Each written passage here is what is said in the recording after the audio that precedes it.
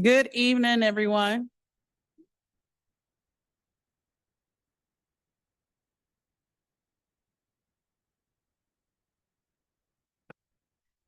Let's see.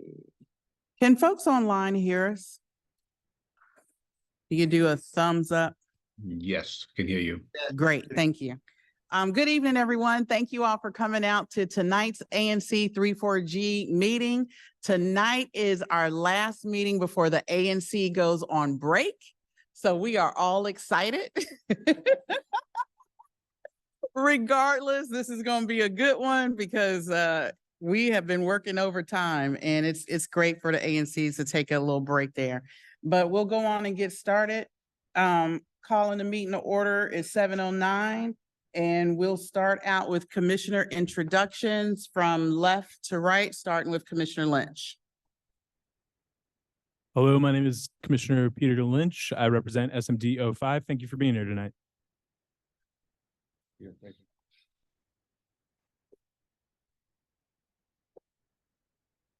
Michael Zeldin, 3G04, which is Lafayette and the environs around it principally. I'm Peter Gosselin. I represent District 6, which is largely the west side of Connecticut back to Friendship Heights. And I'm Lisa Gore, I'm chair, and I'm also commissioner for 3G01, which is all of Hawthorne and portions of Barnaby Woods. Good evening, I'm Bruce Sherman. I'm the commissioner for District 02. Hello, everyone. I'm Jim Nash, commissioner for District 03, the southeasternmost district in this ANC. Are there any commissioners online? I know Commissioner Ferguson. I just want to make sure he's not here. He will be joining us later. I think we're all here in person. Okay. So announcement of meeting procedures and adoption of the agenda. So we have a really full meeting tonight. We have a hard stop at 8:30. Sorry. That hard stop is because the building closes at 9 o'clock. All this equipment we have to take down. Takes us about a half hour or so to take it down. Employees here are not paid overtime, and we've already run into critical issues with the department that manages this space when we don't comply. So they're watching our compliance. So we'll try to get through everything on the agenda as close to 8:30 as possible. In terms of people, when you want to speak, please come to the mic when it's appropriate for the community to speak. I ask that everyone be respectful and honor each other's statements without, making people feel bad about whatever position they're on. We have a item on the agenda that has, probably the community divided somewhat. So just when we get to that topic, just please be respectful of each other. In terms of folks online, if you want to speak, please use the raise your hand function. That function can be found under reactions at the bottom of the screen.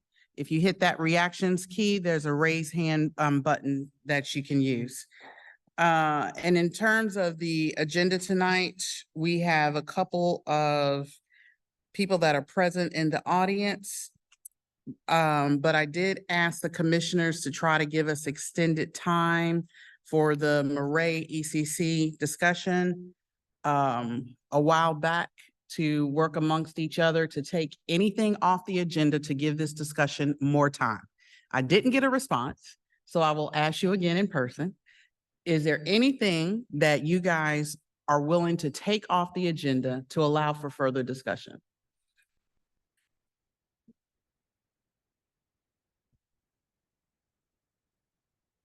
Yeah, possibly. We have two folks who are scheduled to come and talk to us further about the Rock Creek Park Golf Course issue. Ann DeBise and Julian Miller.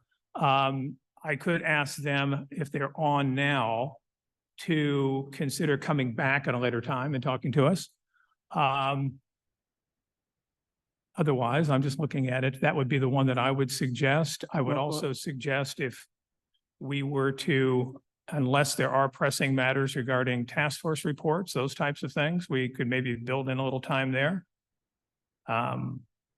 Commissioner Gosselin. Yeah, Commissioner Sherman, I agree with you on task force reports. I've got to ask, the National Links Trust and National Park Service people who I lined up to discuss the Rock Creek Park Golf Course, if they're willing to, stand down.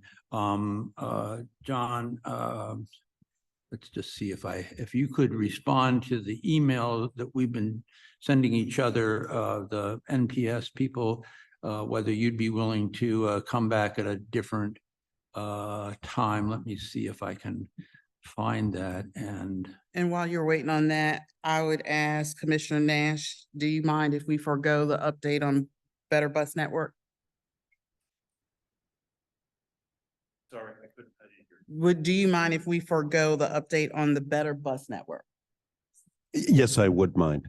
Okay.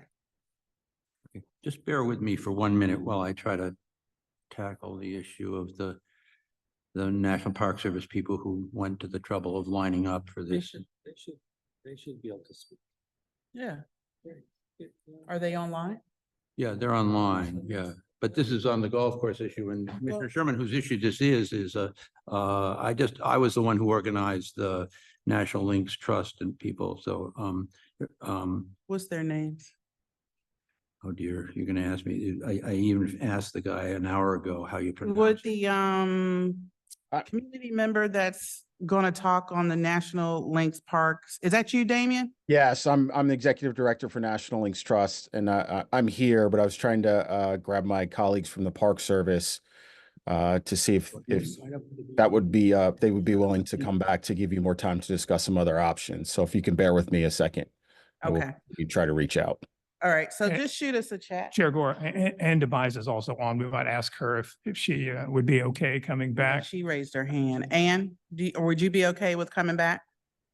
The concern here is we understood we would have 10 full minutes to make a presentation tonight, and now it sounds like that's not the case if NPS and NLT are also here. So I'm a little concerned we're going to run right out of time. This is what happened at the last meeting where we were both presenting, where Will Smith and I were both attempting to present. And I guess my thought is I would rather not have a rushed presentation, although time is of the essence. And so when could we come back? Our next meeting would be in September.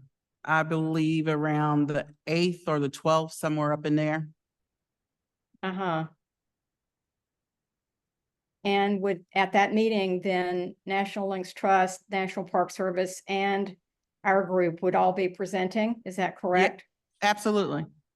Okay, well, the National Capital Planning Commission will have this on their agenda probably in September. So we're cutting it very close, but I understand you have a really crowded agenda tonight. It's up to the commission. I would like to hear from them tonight. They're here. We've strung them along. It's not right. Okay, so let's move on.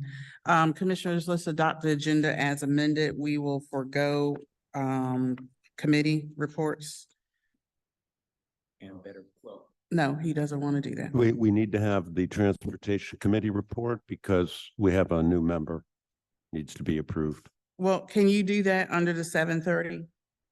Can I do that Under when? the 7:30 time slot, under the Sure. Better Bus? Yeah. Okay, Yeah, okay, fine. that would help a lot. Okay. Yep. Okay, commissioners, I asked that, I have a second on adoption of the agenda. Second. All those in favor? All right, 6-0. Thank you all. All right, so that's a little insight into how we try to shorten the agenda. Doesn't always work out. So on the consent agenda, we don't have anything. Next item on the agenda is the ANC 34G resident forum, where we give the residents an opportunity to bring up issues before the ANC that are not on the agenda. And so anyone in the community that wants to bring up any issues that you want to talk to the ANC about, you can just approach the mic. If there are people in the audience that want to bring up issues to the ANC that are not on the agenda, please use the raise your hand function. And I'm gonna do this real quick, going once, twice, 3 times. All right. All right, so our first presentation I'm happy to present is Frazier O'Leary, who is our State Board of Education rep for Ward 4. Mr. O'Leary, thank you so much for coming. Is his mic on? For the folks online. Yeah. I'm Frazier O'Leary. I've been your representative for 6 years now. And I've been to a couple of meetings. I apologize for that. I have 2 ANCs that meet at the same time that we meet. We meet twice a month. And I'll be very brief because I know that there's a time constraint. I just got a couple of things that I'd like to share with you. The first is that our teachers are working without a contract. The contract ran out at the end of September, and there has been hardly any movement at all by the mayor and the chancellor as far as getting our teachers a contract. So they worked for the last 5 or 6 months without a contract. And unless something miraculous happens between now and the beginning of school, they're going to start working without a contract. I taught in DCPS for 47 years. And I remember when we didn't have a contract for a while, and it wasn't very healthy for us as professionals. So hopefully there'll be some movement, but the community needs to become involved with getting our leaders to treat our teachers correctly. I attended 4 graduations last month, and they were all fantastic. I went to Banneker's, to Roosevelt, to Coolidge, and to Cardozo. I taught at Cardozo for 40 years. Last week at our public meeting, we had a panel talking about the need for each one of our schools to have a nurse that would be on site for the whole day. I don't know if you're aware, but some schools have a nurse, but most schools have a cadre of nurses that float around a certain section in the city. But our children don't really work by their schedule. So that if our children are in school and something happens, or they have an asthma attack or any kind of an emergency, it's really a roll of the dice whether there's a professional there to take care of them. So we're going to pass a resolution the next time we meet to get the council, to get to the mayor, to make sure that we can have a nurse in every school, like we worked a couple of years ago to get librarians in every school. Now we have librarians, but we don't have nurses. We have a new superintendent. We had a great relationship with the outgoing superintendent, who is now at Harvard running an education department. And the new superintendent is a graduate of Deal and Wilson. Her name is Dr. Antoinette Mitchell. And hopefully we will continue to have a fabulous relationship with OSSI, because we've got other standards that we're going to be working on. The next standard we're going to be working on are the graduation requirements, which need to be changed, altered, updated, modernized, so that our students can enter this century with the skills that they would need to be successful. We're also going to be working with our incredibly, horribly high rate of truancy and absenteeism in all of our schools. That's something that we're going to be concentrating on, along with the retention of our teachers, which is up to 25%, where we lose teachers every year. And the systems don't seem to be reacting to that. We have a Zoom meeting on the 5th. It's going to be about whether our schools are updated or not and ready for education at the end of August. I pray to God that our temperatures at the end of August will not be like they were the last 2 weeks in July, because we have a lot of schools that have problems with their air conditioning systems. Roosevelt High School has not been open since the end of school because the HVAC system isn't working properly. And Roosevelt is only, well, it was remodeled and renovated, but the HVAC system has never worked properly since the 2011.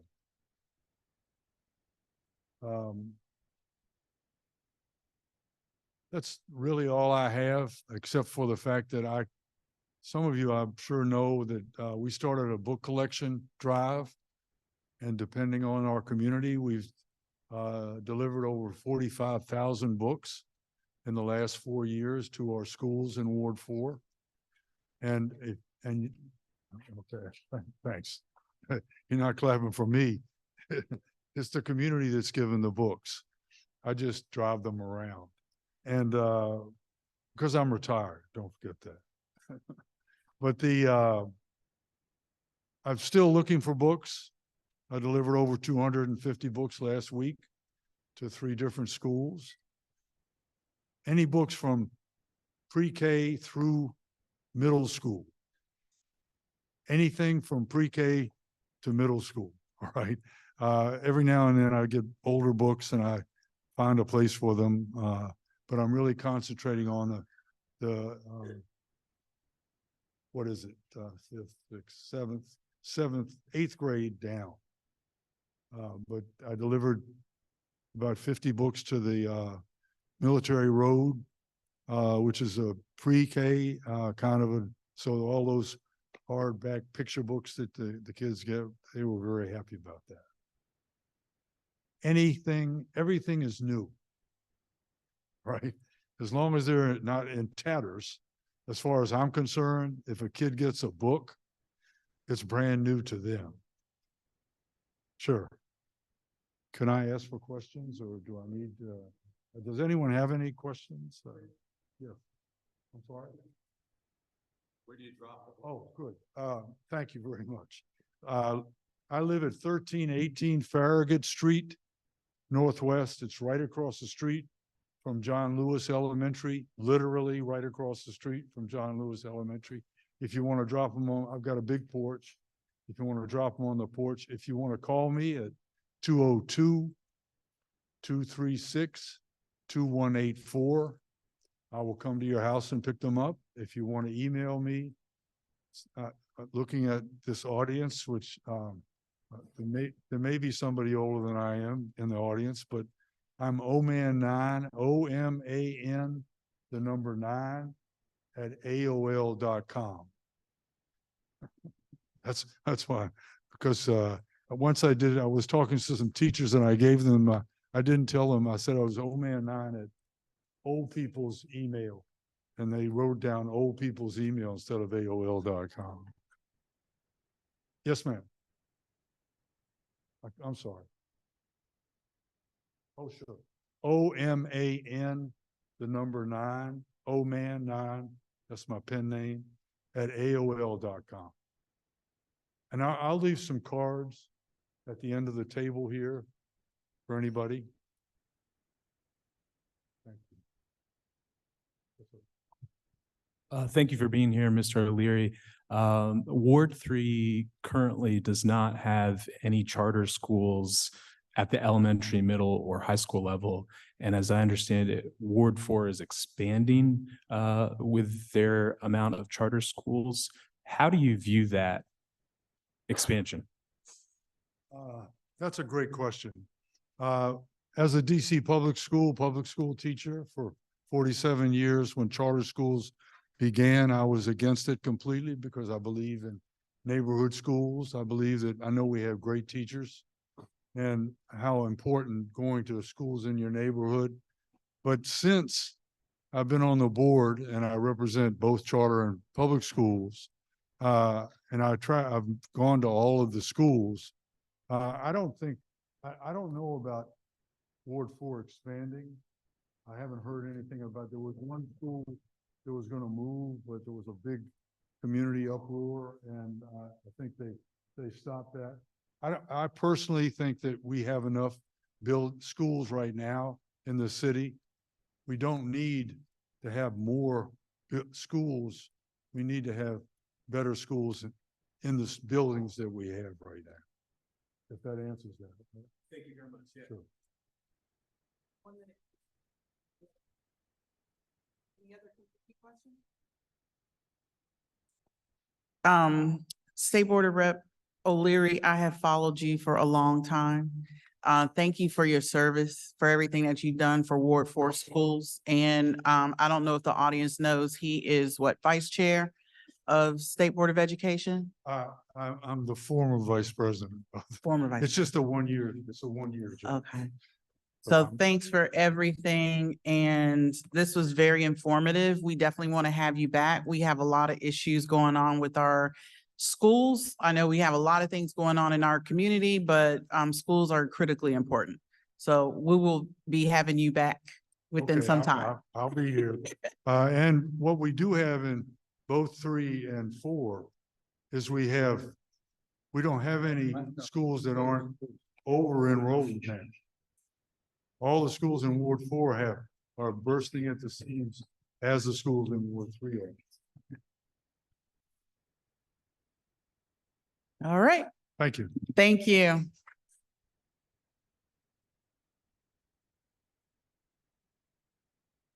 Chair Gore, just to let folks know who are standing in the back, there are some free chairs up front, like 4, I believe, right here in the front, if you want to come up. and see. Our tech assistant is coming down with more chairs from upstairs. There's a summer camp run in this auditorium and the upstairs one, and the chairs seem to migrate between one place and the other. So we'll have more chairs momentarily. Okay. Commissioner Nash, you're right on time for your update for WMATA. Okay, great. Thank you, Chair Gore, for this chance to talk about what we've been doing.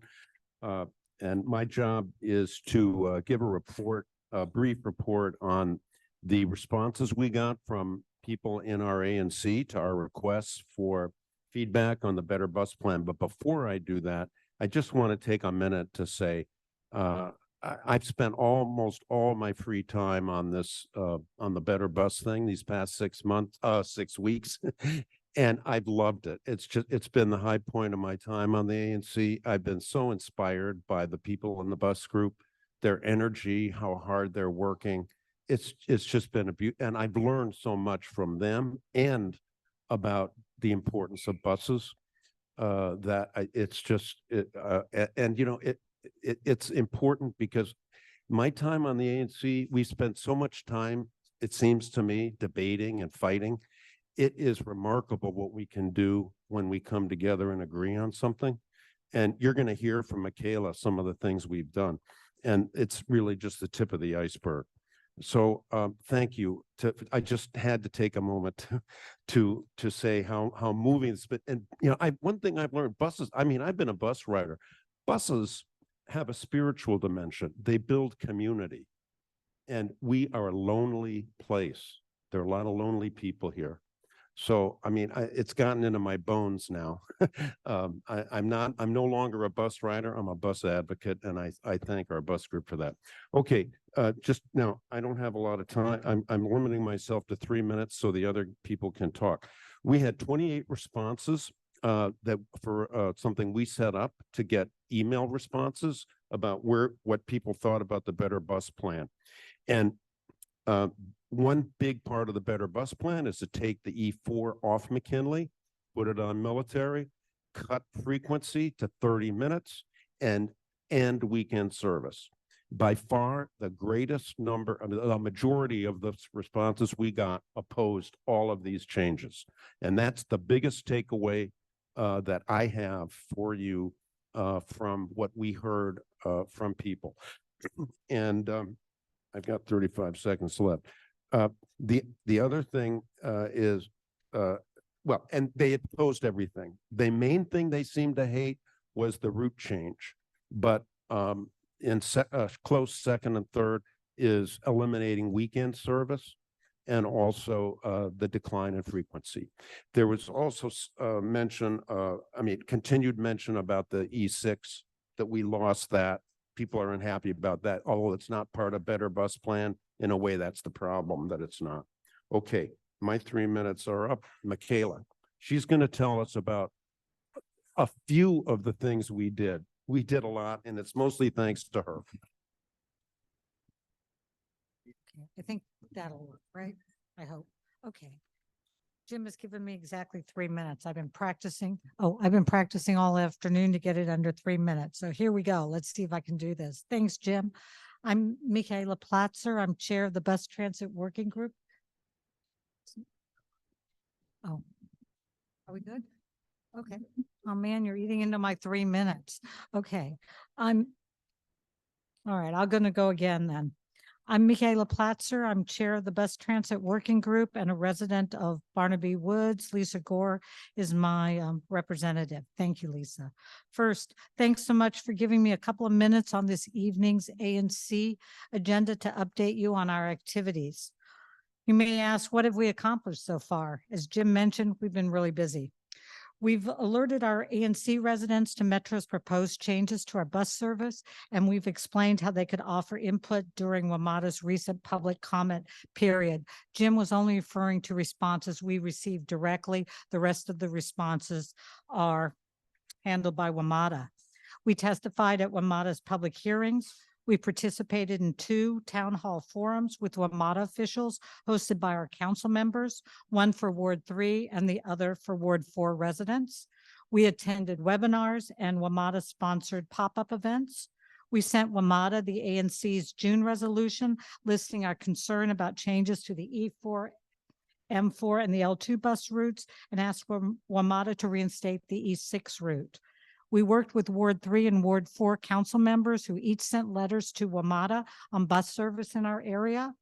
Councilmember Lewis George attached the ANC's recent resolution to her letter, which went to WMATA, and Councilmember Fruman pointed to the growing bus desert in Ward 3 in his letter. The Washington Post published a piece on the bus overhaul plan, which quoted Commissioner Nance on the lack of bus service in our area. So congratulations, Jim. Okay, this is not the end of our work on bus transit, though. Actually, it's only the beginning. If approved by WMATA, the bus overhaul changes are slated to take effect next summer. So I'm warning everybody. I predict Metro surely will propose more bus cuts to bus service in the district. The M4, the last remaining bus line that serves our neighborhoods, will more than likely be a candidate for reduction or cancellation. And I respectfully ask the ANC to include a more frequent discussion of transit issues. They're important. Increasingly, we're down to only one mode of transit from our homes, the often single occupancy vehicle. In addition to cars, our residents also need frequent, reliable, and nearby transit options like Metro bus service, something we don't currently have. I invite all commissioners to our meetings to learn firsthand how residents living in our ANC are impacted by our growing bus desert. I'll now turn it over to Cal, who will tell you more about bus service in our area and what our group expects to do next. Thank you for your time and attention to this important topic. Thanks. Hi, I'm going to need to share my screen. So can I do that? I can't hear the applause. I can see it.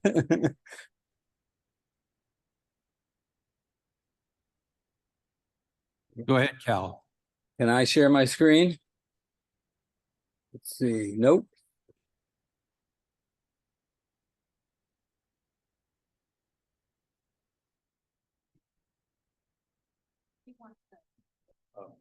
Hang on, Cal.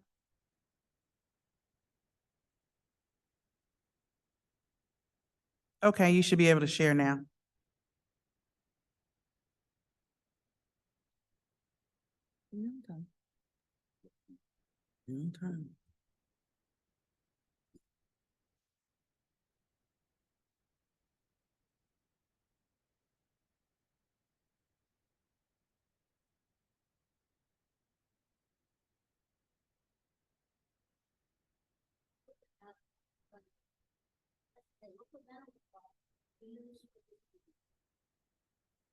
Isn't the way I want to do it, but it'll be good enough.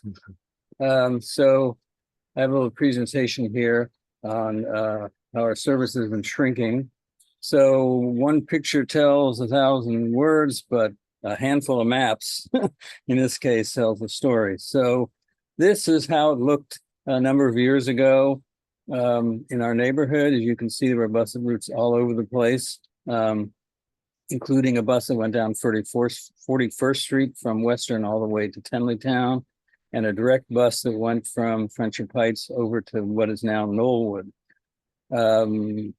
Then, and this is largely due to the Metro's arrival, the 41st Street service is gone, and the service to Knollwood is direct service is gone.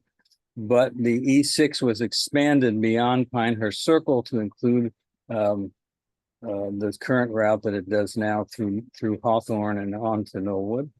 And then after that, and this is where we are now, I'm going to do this comparison a couple times. This is where we were, and this is where we are now.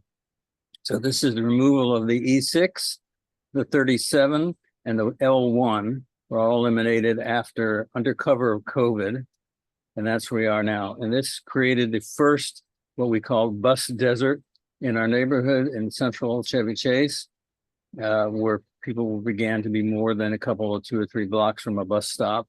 And I just want to say that these shaded areas should probably fade off towards the edges because they go right up to the edges of the bus stop, of the bus lines. But the people who live, say here, can still make it to a bus stop. So I'll be redoing these at some point.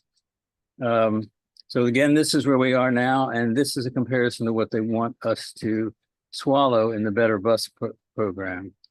We've heard about the changing of the E4 route off of Military Road, the destroying of weekend service, and so forth. So the last part of the presentation is this ever deepening bus desert. So it started with the elimination of the E6, and now what they want to do is expand it. It looks like about 40% more. So that means that people in central Chevy Chase, as you can see, Lafayette is this island in the middle of it. And then on weekends, this is what's going to happen. It's massive. Absolutely. There are no bus routes going anywhere through here on the weekends. And in actuality, it probably should continue to this side as well, on the west side of Connecticut, because the only bus route is a north-south bus route, and this route here. So the conclusions are that they're going to beef up services on the main thoroughfares. This is Nebraska up to Military, but not north of Military, and Military east of Nebraska, but not west, and then Connecticut Avenue, Wisconsin Avenue, and so forth, but not within the neighborhoods. So that's the end of my presentation. The other thing that I've been asked to speak about is where are we going from here? And so every year, as Michaela said, every year we have to go through this budget thing, and the district contributes about, I think, about $40 million of the $250 million, which represents roughly the 18% of the budget that actually comes from rider. I'm sorry, but the 3 minutes are up, so we're going to have to stop it there. I think we have 1 more minute, actually. Well, no, because, well, I'm afraid not. We've got to do I have to do 2 other things, because now it's been turned into a transportation committee update. And there are 2 things I have to do. One, just tell you briefly, we have 130 responses from the safety survey. That is now closed, and we're reviewing them. I think that's a pretty good response rate. We have our work cut out for us this summer to get back to it. The second thing is I want to propose as a member of the Transportation Committee, John Wheeler. He is a resident of Single Member District 2, where we have no representatives. He's come to meetings, and he says he wants to be part of the committee. Thank you so much. Thank you, Transportation Committee and members, for your update. I really appreciate that. And we should have more time in our September meeting to discuss the good work you're doing. But at this point, we want to, keep on track with the agenda as much as possible. Next presentation is Commissioner Gosselin in Friendship Place, discussion Oh, on. wait, we don't we have to vote on the new member? Oh, did you want to? Yeah, Yes. I want I'm him to sorry. be, we have to vote on I'm that. sorry. Yes. You want to put a motion? Yeah, all right. I move that John Wheeler be approved as a member of the Transportation Committee of ANC 34G. Is there a second? I second. All right. Any discussion, commissioners, on a new member? All those in favor?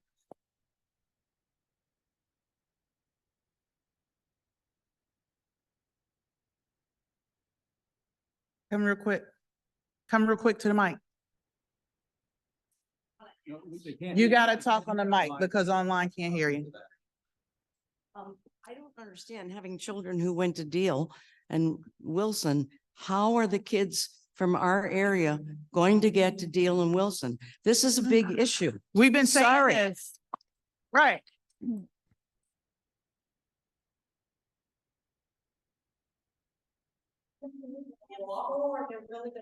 Right. I mean, this has been our argument and we have gone to every meeting. We have debated with WMATA. We have pressed our council members and, I hope more community members turn out.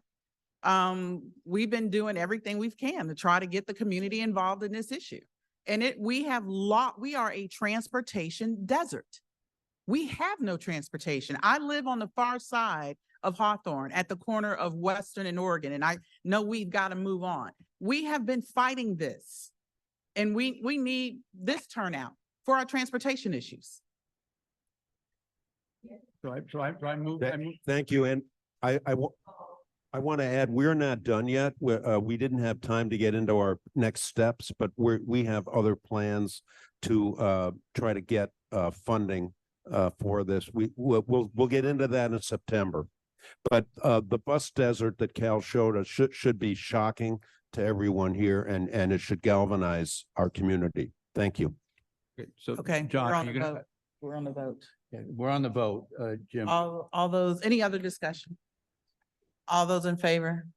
Any opposed? Okay, 6-0. Thank you.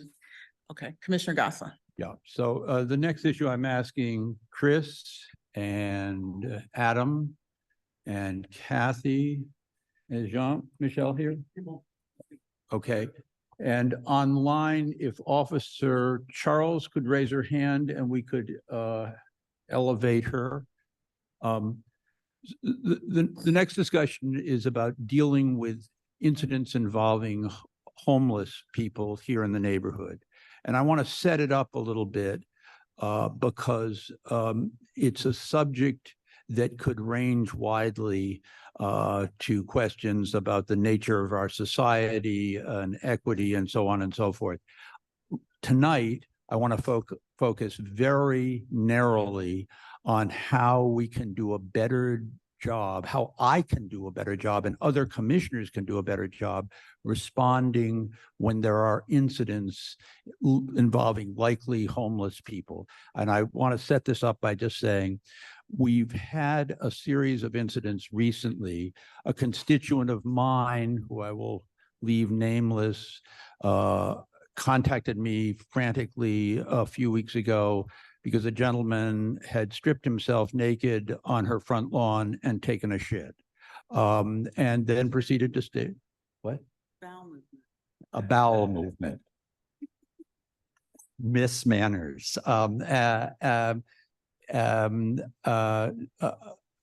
Just down the road, Little Beast regularly has people come in asking for water, and their policy is to provide it. Unfortunately, many of the people who get it then panhandle the customers, and some have gotten belligerent when asked to leave or stop panhandling customers. And Megan Tolman, the manager, got punched out. The co-owner of Little Beast is online, Robert Gordon. So we've invited Adam from Miriam's Kitchen and Chris Rutledge from Friendship Place and Officer Natalie Charles from the second district, who is point on homeless issues, to talk to us briefly about what can be done and what can't be done.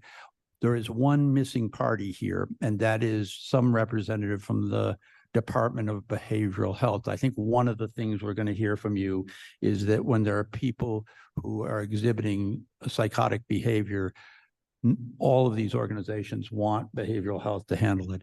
In any case, my minimum aim here is that we end up with a better phone list for who to call.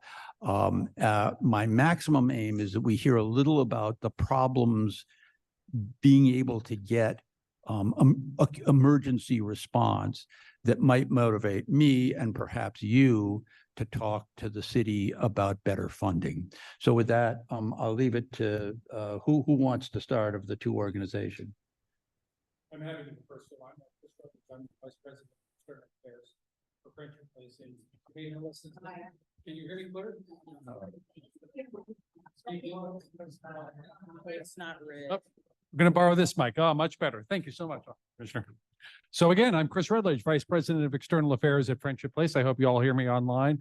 I know I'm joined at the very least by Danica Hawkins, who is the Division Director of our Welcome Center. I don't know if it's possible for her to unmute herself, but I can tell you a little bit about what it is we do here.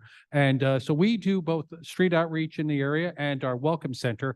And I can give you some times as to when we're out in the community. So, you know, we are out doing street outreach Tuesday mornings, Wednesday afternoons, and then Friday mornings in conjunction with Unity Health, providing healthcare to folks in the community. And then our drop-in center is available Monday, Tuesday, and Thursday from 9 to 12, and again from 1 to 4.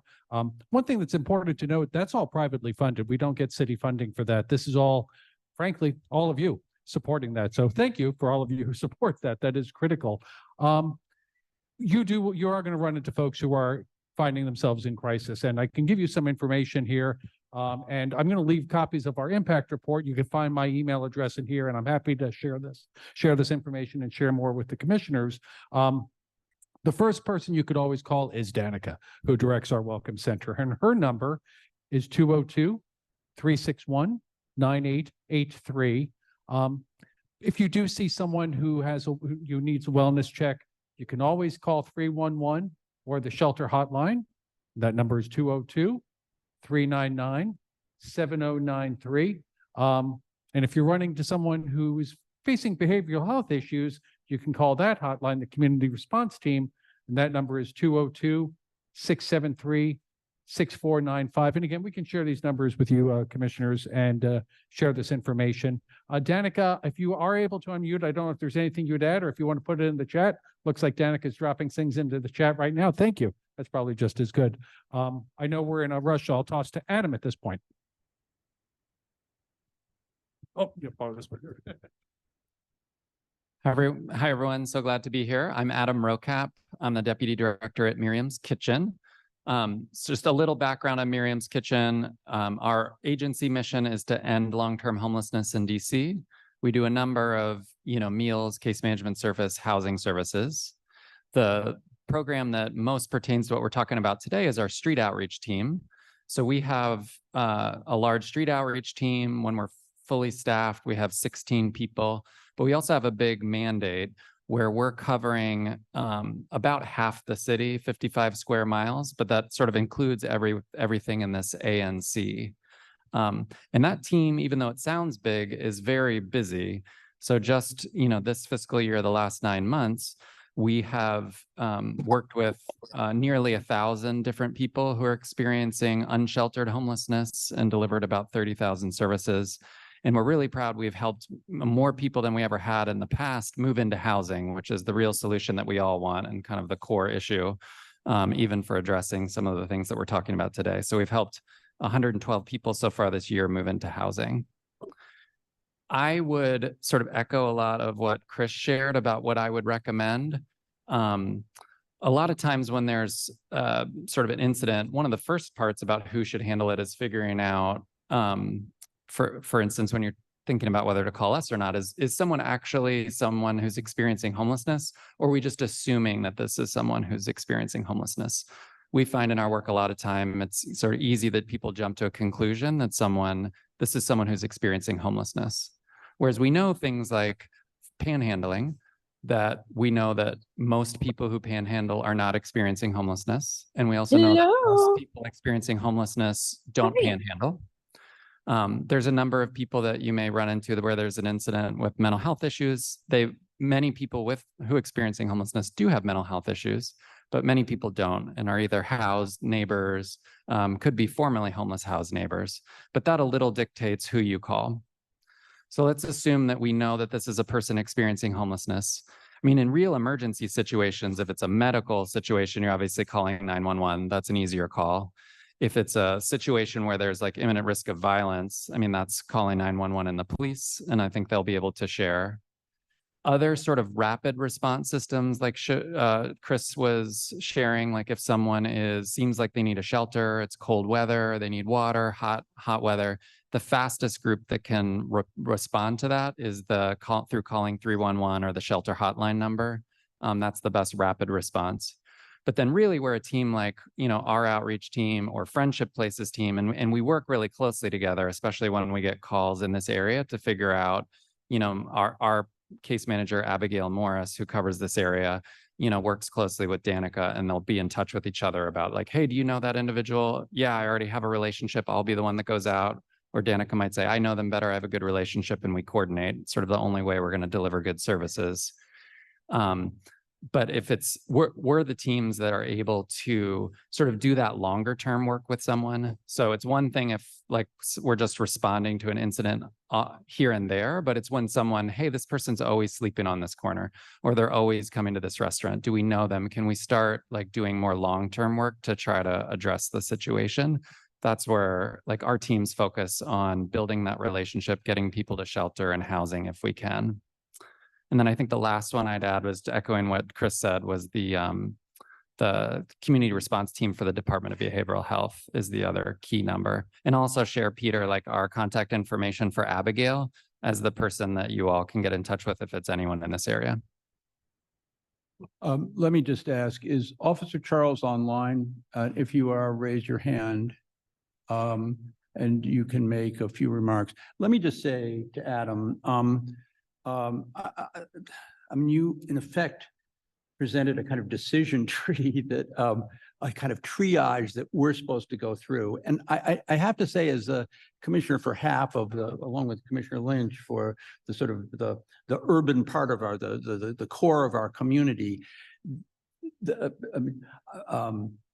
this doesn't seem like a reasonable ask of us. I mean, these situations tend to be pretty ugly, and they seem to be pretty transparently people who are in need. And so I guess my question to you is it a reasonable expectation for a hyperlocal official like either of us to be able to call one of your agencies in an acute situation, a situation of a constituent calling me and saying this event is happening on her front lawn, a situation like the manager of Little Beast getting punched, a situation like Pete at the Parthenon telling me that there's a person defecating in front of the outside diners. If it is not a reasonable expectation, I can say to a certainty what I'm going to do, and I'm going to call the police. And now I know the police have very limited resources or legal hold, but what are these contracts for a street outreach if they are not to cope with these acute situations? And what central person can we call either one of your organizations to carry the ball forward from there? Well, I can say if one number, if you do want to call, Danica does stand ready to answer any questions, and she can help, push, point people through. I'll give her number again. I believe I saw her drop it in the chat, 202-361-9883. And then she can help you from there as well. So I think that's probably a very good place to start. And again, 311 is also a very good resource. And Adam, I'll pass to you for your end. I think maybe to simplify it, I think, when there's like an emergency, like someone needs to come, like an ambulance or a police officer, that's what emergency services are for, ambulance, police, to some extent, the Department of Behavioral Health, CRT. that's who's set up and to respond right away. I think of teams like ours and Friendship Place is, after the immediate crisis has resolved, when we're trying to look for how do we prevent something in the future, does someone know this? Can we build a relationship? Can we get them into shelter? Can we get in the housing? That's our sweet spot. And that's where we can contribute to the solution. Just so I understand it, is that what the contract with the city, I don't know which one of you has it, but or both of you may have it, the contract for street outreach says? Because again, there is a strong feeling in this community and in the district that we're trying to minimize calling police and making it a legal issue and trying to make it a social service issue. It turns quickly from a social service issue into a legal issue if we call the police. Yeah, correct. Yeah, the contract would not say, hey, if there was an assault at a restaurant or there was an emergency situation that we have the capacity to be able to come out and resolve that situation, but they would want us to be partnering with the police or the fire and medical or the ANC or whoever the community is to try to do the follow-up work to prevent that type of situation. So other commissioners, do you have questions? And then there's a hand raised online. You need this back. Thank you both very much for being here, and thank you, Commissioner Gosselin, for setting this up. If you could send everybody here and online home with something that they could ask of their elected leaders in terms of policy that would remedy this problem long-term, what would that be? Well, I'll start with more affordable housing, certainly throughout the district is necessary in order to resolve this issue long-term. I did want to also just make the point that our street outreach, we don't have the contractor for that. That's a contract that comes up for bid. I think it's up for bid again now. We do this again. All that we do is out of private funding in this area here. So thank you once more for all of your support. But again, to answer your question, I really do think it's more affordable housing gets to the point. And Adam, would you? Yeah, I'd agree. I mean, that's the deepest solution to homelessness is housing. So affordable housing, permanent supportive housing, Friendship Place and Miriam's Kitchen are both part of the Way Home campaign, which is a great way you can get involved in those deeper things. But it's also, asking city officials to fully fund the homeless services network. There aren't, even though all the different street outreach teams that are privately funded or publicly funded, there's a lot of boots on the ground. It's not enough. There's far more. I mean, unsheltered homelessness has been rising. We, touch a tremendous amount of people, but it's never as much as we'd like to. So making sure there's enough funding for street outreach, shelter, as well as the housing is really important. So Adam, I just say that Chris has graciously volunteered one of his people to take calls at all hours of the day and night. So how about for Miriam's Kitchen? Do we have a Denica for Danica? I mean, you certainly can always call. So our equivalent is Abigail Morris, and I can share her information. You can certainly contact us at any point, but we aren't. And I also don't think Friendship Place is set up to be like a crisis response service like the police, ambulance, the Department of Behavioral Health, community response team. If you were to contact one of us and we were available and we were able to come up and intervene, we would. But if I'm trying to be real and realistic, that's not who we are. That's not what we're funded to be. That's not the intention of the program. That's more the province of emergency services. And we're all on the side of wanting communities to be safe and wanting there to be deep solutions that happen that actually prevent these incidents. And that's where like housing and end homelessness. And that's what sort of collectively a system is the main thing that we focus on. Okay, we're going to move fast.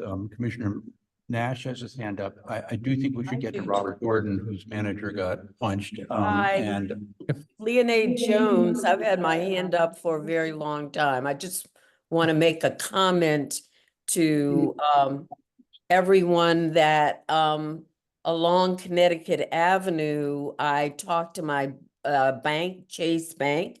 They no longer offer ATM services after the bank closes because there are so many homeless people in the area right at Livingston and Connecticut Avenue. They also, and I've been to a couple of their other locations.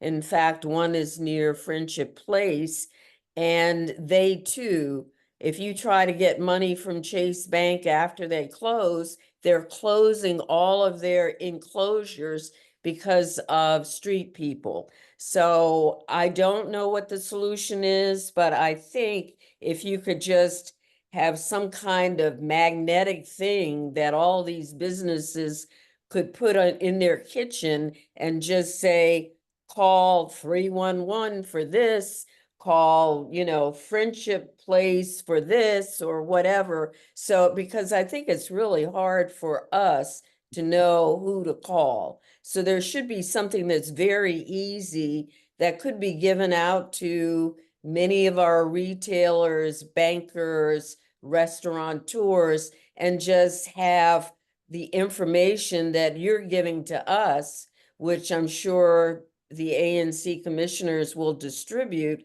but you need something that's readily available. Thank Okay, you. now I commit to talking to these two organizations and MPD and producing such a list and distributing it to businesses on my side, and I'm sure Commissioner Lynch will do the same to his. Robert Gordon, I'm sorry, Commissioner Nash, do you want to ask your question?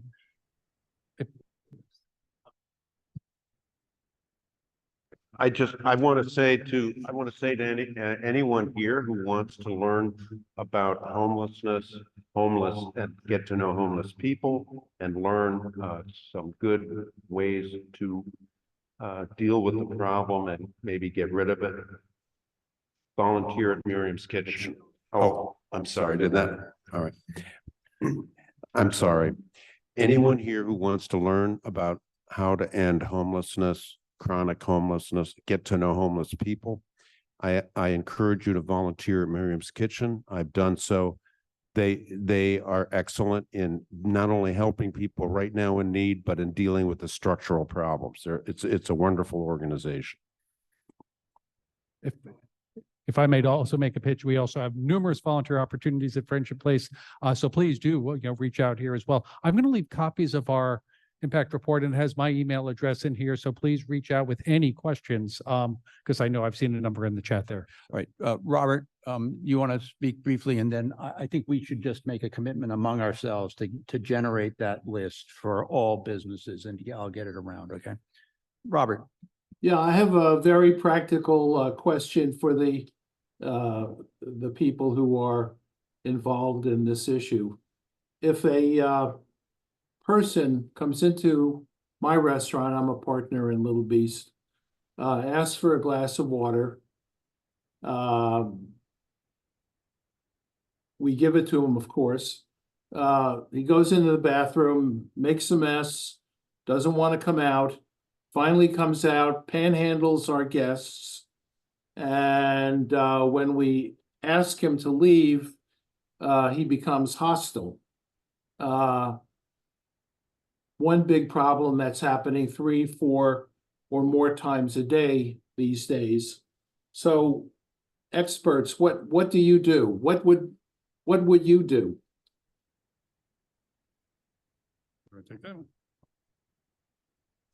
Yeah, I mean, I think those are difficult, real situations. I think I would act, however I would as a restaurant or a business, whether someone was housed or unhoused. So if someone is violating restaurant policies, like, how the bathrooms are used, certainly being, I'm sure no soliciting is a rule for everyone in the restaurant or anything, then that person would be like, if when people are breaking rules at Miriam's Kitchen in our dining room, we'll bar people temporarily, or if there's a threat of violence, we'll bar people long-term. So I would approach it the same way you would whether someone was housed or unhoused.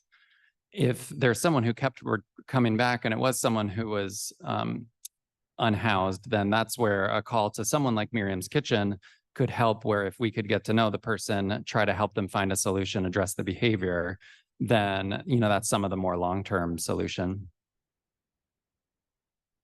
I think we need to wrap this up. We have a hot issue coming up right away. So let's just make an agreement that we'll talk in the next couple of days and put together this list, and I will distribute. Thank you very much. Can I make one ask, please? If one of the people from Friendship Place or Miriam's Kitchen would be kind enough to come to our restaurant for an hour and help train our staff on what to do. We don't start conversations. We don't ask people if they are housed or unhoused.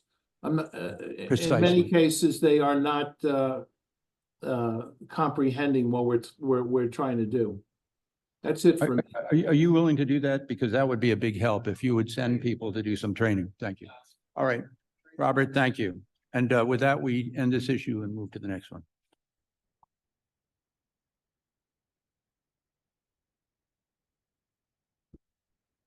Okay. Thank you, thank you.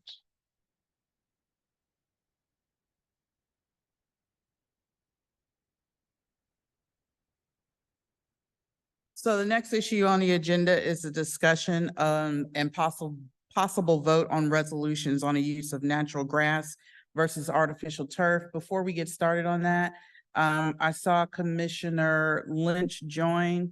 Commissioner Lynch, not Lynch, Ferguson. That's very end. He's on. Commissioner Ferguson, if you could come off camera and just introduce yourself for commissioner introductions. Hi, everyone. Zach Ferguson for Single Member District 07. I'm the ANC Treasurer. Sorry for joining late. I have some family obligations. All right. Thank you so much. I appreciate that. So as most folks know, we have two resolutions on the floor. There's been some discussion with the commissioners in terms of how I want to proceed with the agenda. I'm going to proceed with Commissioner Sherman's resolution first, and then Commissioner Zeldin's resolution. We will also have community discussion, and hopefully we will have sufficient time to get through this discussion. At the end of this, I will address an email that was floated around the community today regarding my role in this, in particular in how I handled the agenda, only allotting 20 minutes.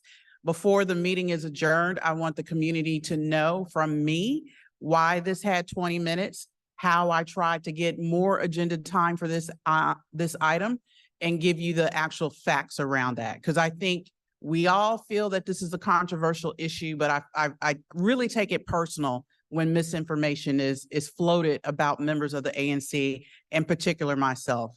So I will reserve that to the end because I don't want to take away time from your discussion. But we'll start with Commissioner Sherman introducing his resolution. If you can give a quick background, then Commissioner Zeldin give a quick background, and then we'll open it up to discussion. Do we need to move consideration or just want to jump right in? So moving consideration is putting a motion on the floor. That's a parliamentary procedure. It's, you know, I'm not going to get into that because when I do, community members don't understand it and it falls on me. So if that's what you want to do, it's totally up to you. I'm happy to introduce my resolution and take it however you'd like. Commissioner Zeldin, do you have a question?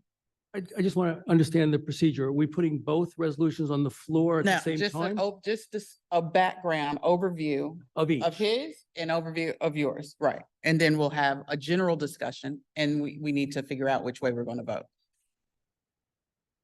Okay, so in the interest of time, I think many of you have seen my resolution. It has fairly extensive background.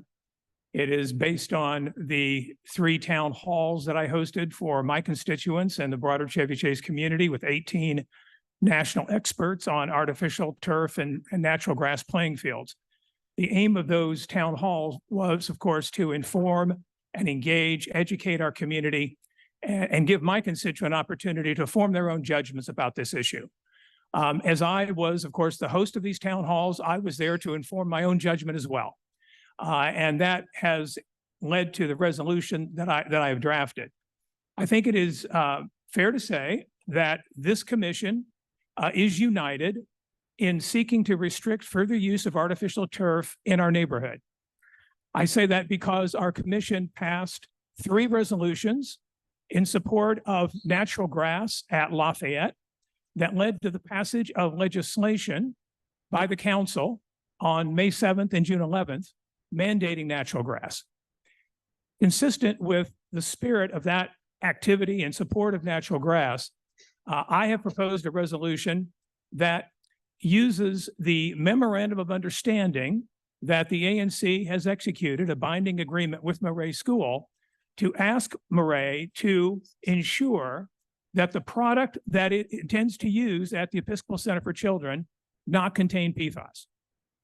PFAS as a chemical contaminant, we have learned increasingly over the last 6 to 9 months, the last year, the extreme toxicity, the danger it poses to our groundwater, the ways in which athletes on artificial turf fields can be exposed through inhalation, ingestion, and through dermal exposure, getting into their skin. We know now much more about this than we knew, as I say, just a year ago, and it has impelled us to take action on this, to be concerned about the health and well-being of our athletes and our environment.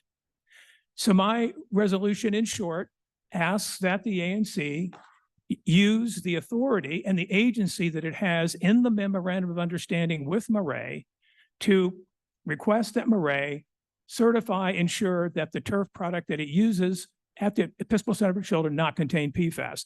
Let me add that I, in my first draft, called for use of grass at the Episcopal Center for Children in the same way that our commission has called for the use of grass at Lafayette. Based on feedback from commissioners looking at a narrow construction of the MOU and the specific clause that contains reference to turf, I decided to remove the grass and simply focus on artificial turf per se, consistent with the MOU, so that I would not be cited as not acting or proposing a measure that is consistent with the MOU. However, I will say, I'm an advocate of grass at the Episcopal Center for Children. Make no mistake about it. And if the commission wished to look at that, I would be happy to consider a friendly amendment to that effect. In addition, my resolution proposes a series of measures for the city by way of our role as an advisory commission, keeping in mind that we have no authority to mandate anything except in the case of a binding agreement such as the MOU that governs the relationship with Murray. In that instance, I believe we do have the authority to act, and I'm asking the commission to act based on that authority. But other than that, recommending to the city that the city take a look at the Safe Fields and Playgrounds Act to incorporate the provisions of that act and apply them to private field operators as well as public, and to begin testing of current artificial turf fields in the city for the presence of PFAS, given again what we know about PFAS. I'm also asking in this resolution that the commission would call upon the city to institute for the Department of Parks and Recreation much more specific guidance on the play on artificial turf fields, specifically during hot weather, to note when it's safe and not safe to be on the fields. We know that they are 40, 50 degrees hotter than natural grass. And in temperatures that we've had of 90, 95 degrees, a heat index of 105, the fields are not playable during those temperatures. So the city has to be more specific in that regard.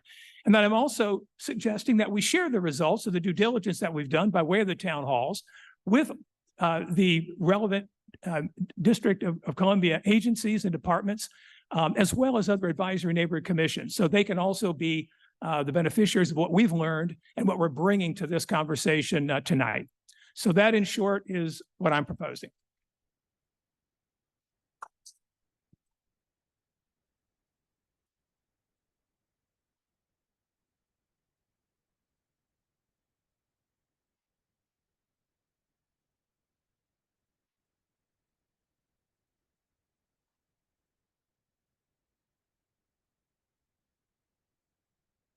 Commissioner Zeldin?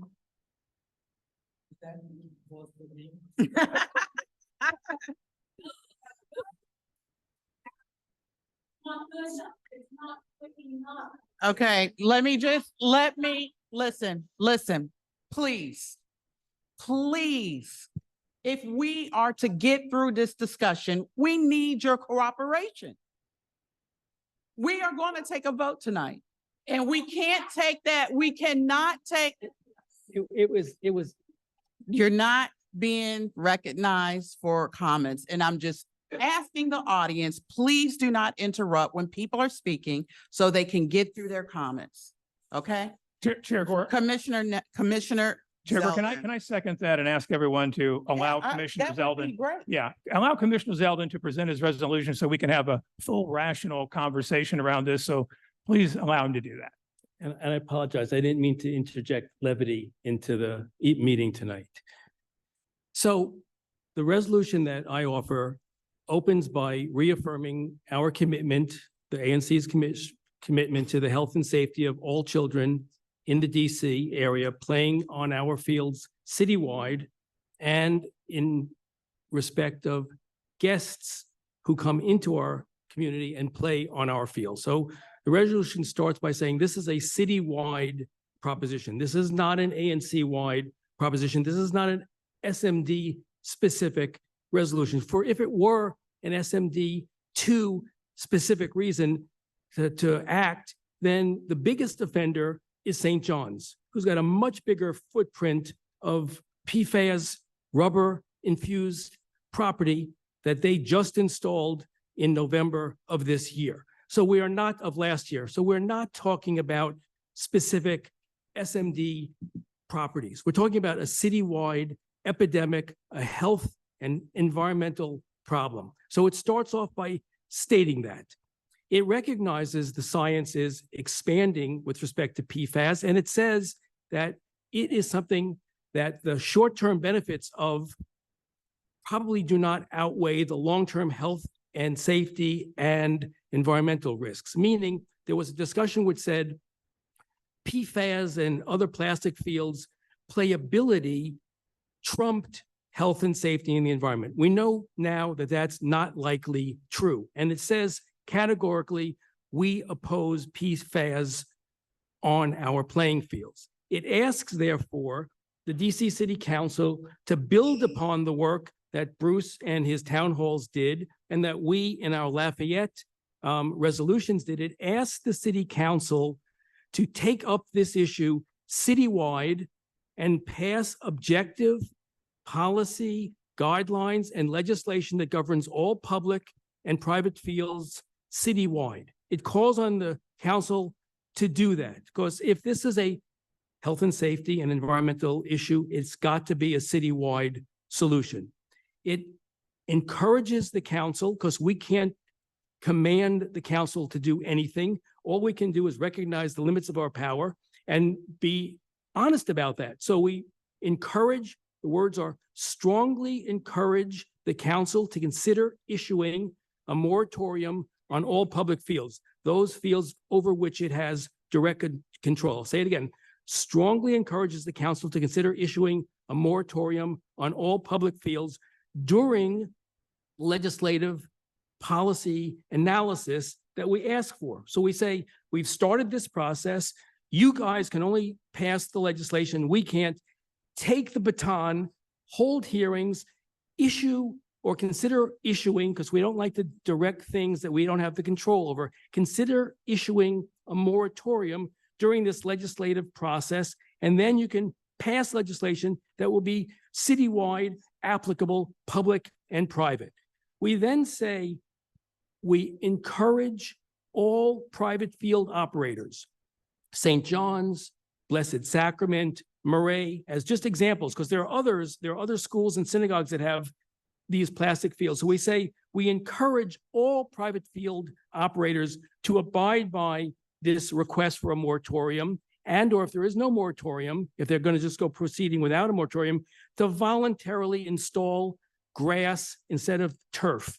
And it says in the resolution, Murray has the opportunity to lead by example, which is what we would hope they would do, but we cannot mandate them. I think that Bruce and I have a fundamental disagreement about whether the MOU authorizes us to command the Murray School to put in grass. What it commands the Murray School to do is use best practices in respect of the installation of turf fields. Now, that means if they're putting in the very best practices turf field, they comply with the MOU. And the BZA, the zoning board, adopted that, and it made it part of its order. So it is the law of this case, if you will. So, but we say to Murray, look, volunteer, lead by example, put in grass.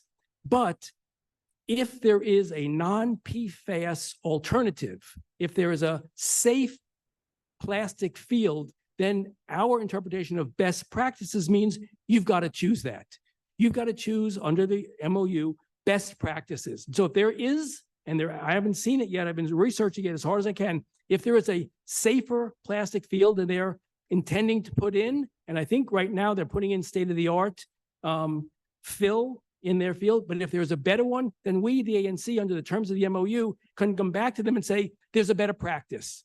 And we want you to use that better practice in the installation of your field. But we cannot mandate that under the MOU. It doesn't allow for it. The BZA order doesn't allow for it. So if you think that it does, my legal analysis of it is, and speaking to all the parties that negotiated this, and three of us were here last term when we did negotiate this, and I spoke to the two authors of this and the Murray, that is their understanding. Best practices mean the safest PFAS-free, if it exists, or PFAS-less field that exists. We cannot force them to do anything else. You can shake your head and say, I don't like that, but that's it. And as I said before, if there is a way, if there is a way that we could force private operators to change their fields, then I would say our first priority would be St. John's. They've got the biggest footprint and they're closest to Rock Creek of any fields in our neighborhood, but I haven't heard crickets about that. So that's where we are. Now with respect to if you want to ask a question, approach the mic. So that way we know that you want to ask. If you would let, excuse me. Let him finish. If you'd let me But finish. you can approach the mic. If you'd let me finish. You can come to that the would mic. be nice. Nice. So we're in favor of nice. Okay. Then the last thing I want to say is that my resolution adopts the language of Bruce's resolution in respect of the Safe Fields and Playgrounds Act. It's the identical language. I copied it out of his resolution and stuck it in here because I think it's a good idea. Similarly, I copy out of his resolution because it's a good idea, the Department of Parks and Recreation developing more precise guidelines on play. Finally, it designates Commissioner Sherman and Gore and me to a lesser extent on this issue as the points of contact. As you know, I've announced that I'm not running for re-election, so my tenure on this issue will be very short. So Lisa and Bruce will have the lion's share of the work to do on a going forward basis. And that's where my resolution stands. And thank you very much. You can hold your applause. Before we go to community comments, can I just make a clarification?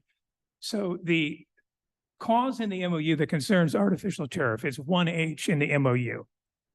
That clause reads that Murray shall observe best practices, in quotes, regarding the composition and installation of the field, including consideration of chemical and bacterial factors. So Commissioner Zeldin, it is not just the installation of the field. It expressly states the composition of the field, and it goes on to say in consideration of chemical factors. And I would then ask the question, but Bruce, if the MOU is not enforceable by this commission, it could be enforceable. It would absolutely be enforceable by the BZA.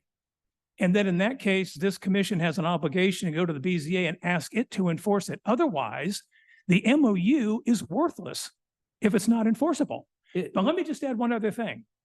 And that is that last year, when this commission went to the OAG and asked if this body, the commission, had the authority to enter into binding agreements such as the MOU, and the OAG came back and said no, except in a very limited circumstance in which an action that the commission has been part of and a set of recommendations has been incorporated into an official order by a District of Columbia department or agency. That then became a settlement agreement in the context of that order that is the MOU that makes it binding. And in response, in affirming that last year, Chair Gore wrote to the BZA to state that the ANC Murray MOU is expressly a settlement agreement voluntarily entered into as part of this administrative proceeding, enforceable by the board. But she went on to add that Murray has agreed to abide by the terms of the MOU regardless of its enforceability.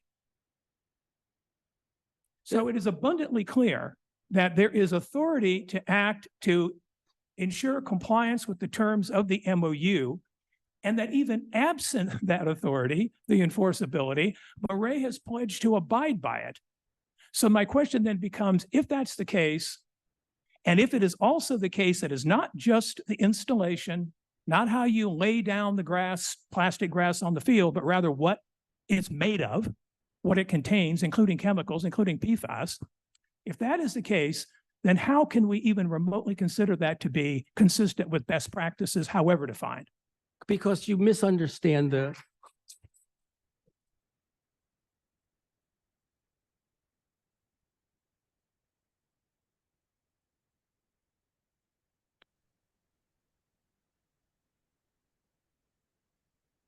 Commissioner Zeldin? Because you misrepresent, Bruce, what 1H is about. 1H is about turf, the installation of turf. Let me finish.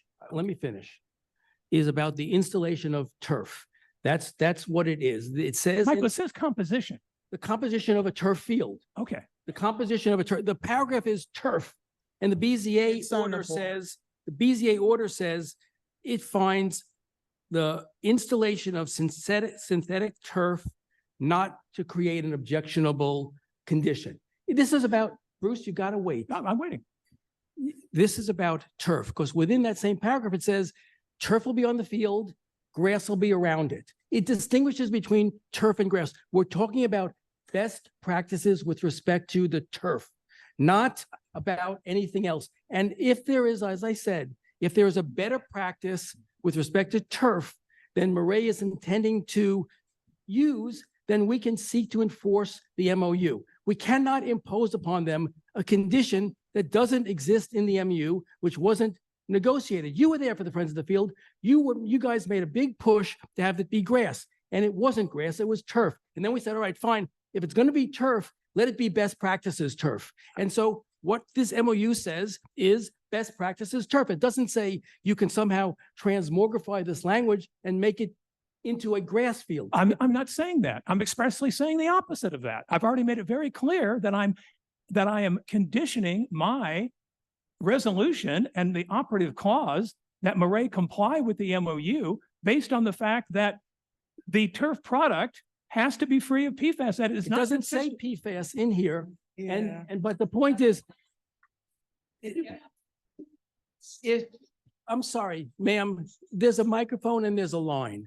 And I said in my resolution, and I've said it today, if there is a PFAS-free product on the market, well, then they are complying with the MOU by putting on the least objectionable field. That's what the MOU. Look. Don't point.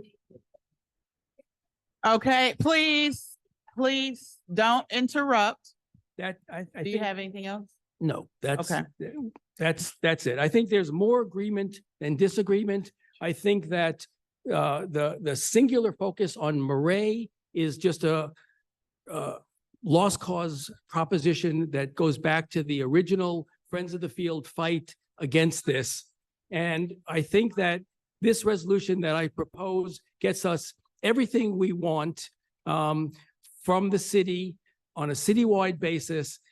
That's not Murray specific, which is essentially a small little puddle in this ocean of problem that the city faces on health and environmental services.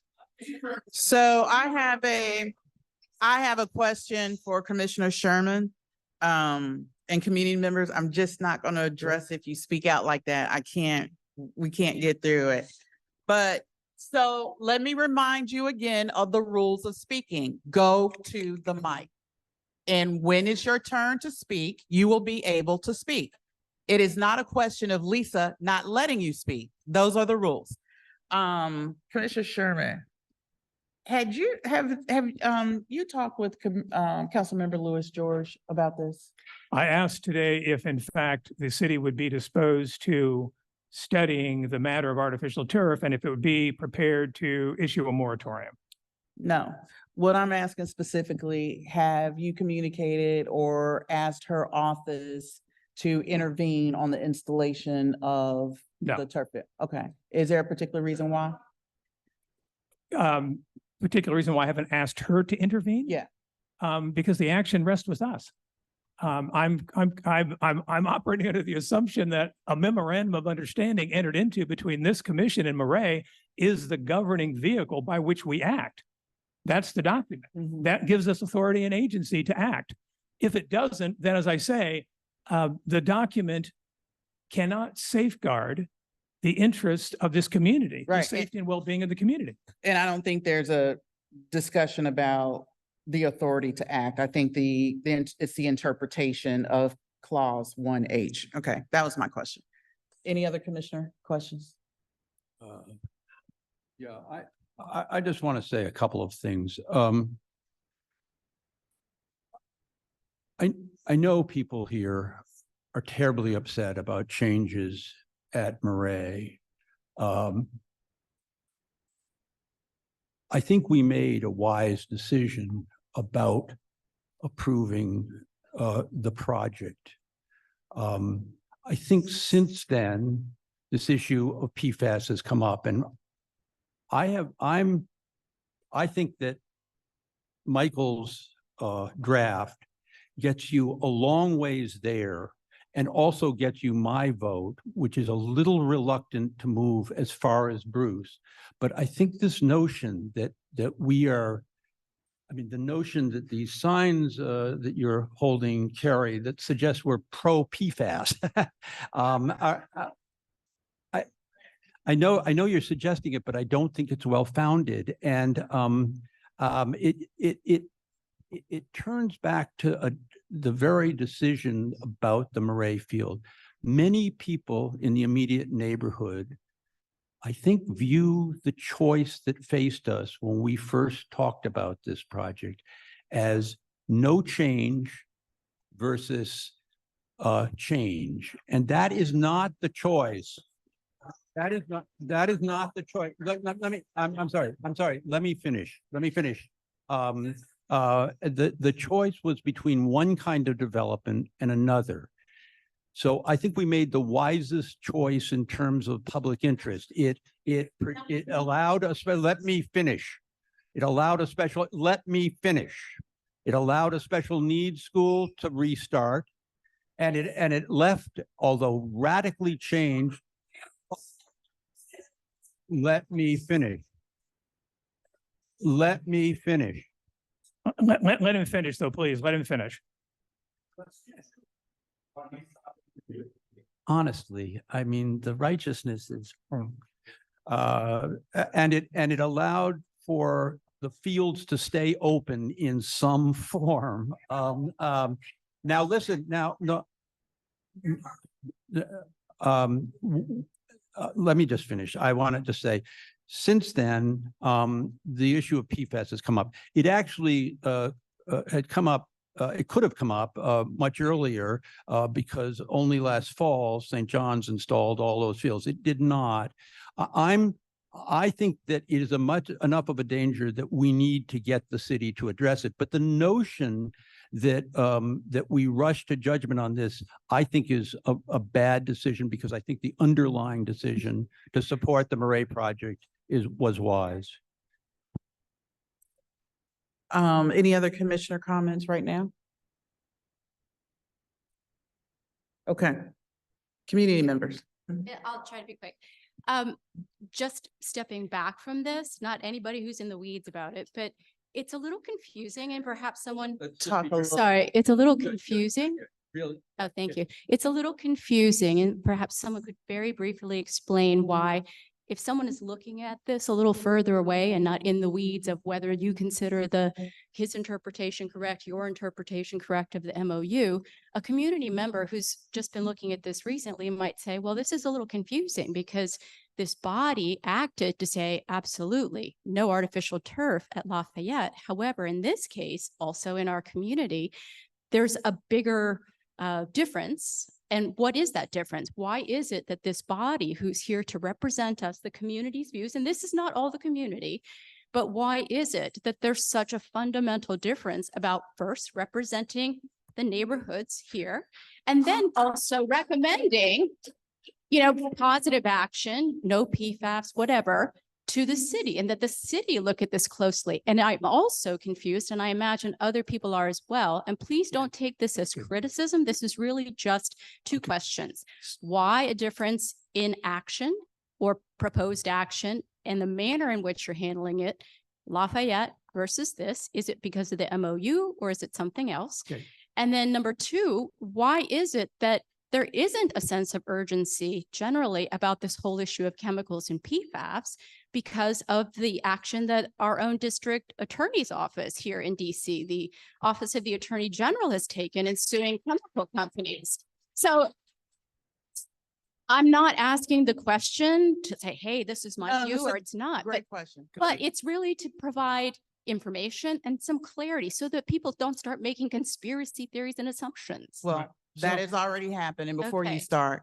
Hey, let me ask you a question. Yeah. Have you read the latest draft resolution? I've read both of them. Okay, so you know that we are calling for a citywide moratorium on PFAS. If you're asking me, yes, I've read them. I believe I understand what's in each of them. The part I don't understand, and that's why I'm asking these questions, is if this body represents this community, why isn't there the directness and swiftness in action, let's say with Murray, as there was with Lafayette? So I You want to ask? well, I No, don't, okay. it's not the same. It's No, not that it same. certainly isn't. Right. That's why I'm asking Commissioner Zeldin to So address that. in respect of both. Yeah. We asked that there be no, this is really echoing. No, I'm trying to get. Sorry, I don't have any other I hear questions, you. but those are Yeah. mine. So I'll definitely- You got to speak up, Michael.